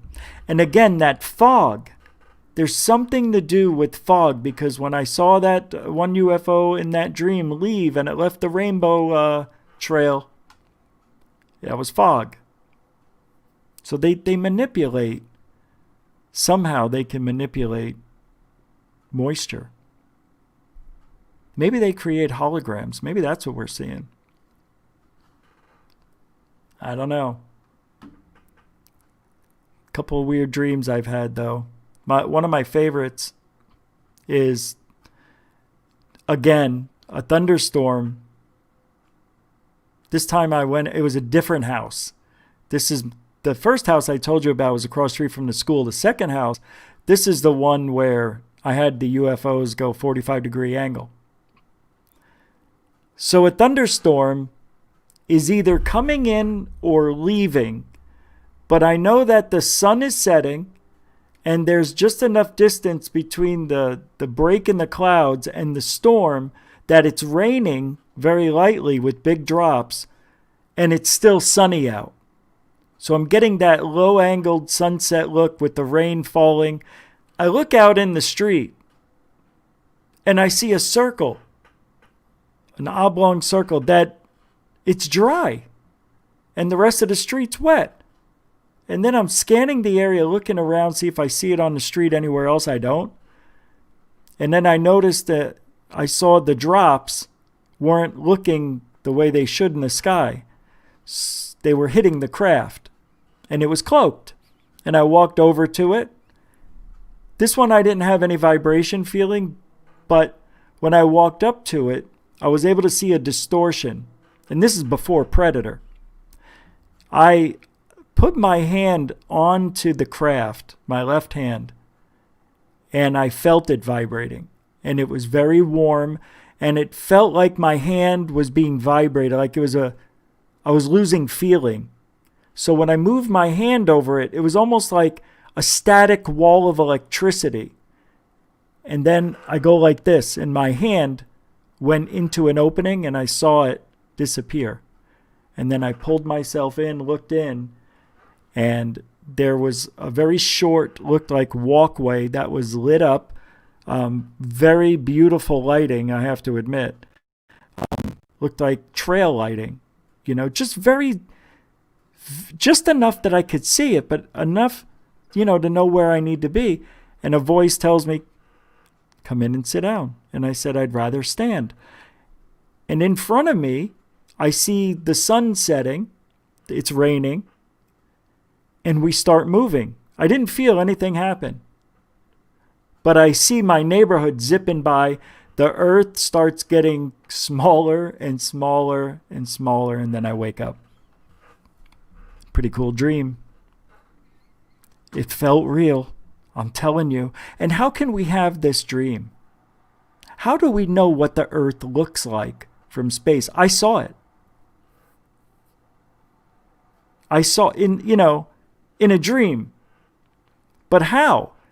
How could my brain, is it from all the TV shows and everything I've seen of rockets leaving the planet and, movies depicting what it's like leaving the earth at a faster rate? It's amazing how your brain creates these realities, because I'm telling you this, it really happened to me. I'm telling you something that happened to me over 35 years ago. And it feels like it just happened. Pretty powerful stuff. And it's just a dream. I didn't talk. I have told the stories about going in the underground bases. And it felt like the year 3000. Yeah, we talked about that one. Yeah, got a few more. I have some I've never even talked about. I don't know if I want to, because they're really personal. I would have to tell you things that would be really hard to talk about anyway. So, anyway. Well, that's it. That's a good show tonight. Thank you very much for hanging out with Goof On. Rich Giordano here. We'll be back tomorrow, 10 Eastern, 7 Pacific. Don't forget to check out Third Phase. Third Phase of Moon. But Third Phase is a channel that I'm helping Third Phase of Moon with. So don't forget to check that out. It's all the highlights from the main episodes on Third Phase of Moon put into smaller versions. And there's also going to be some original content from me, Doc Skinner, from all of us who are associated with Third Phase of Moon. So check out Third Phase. It's only got about 6 videos or so.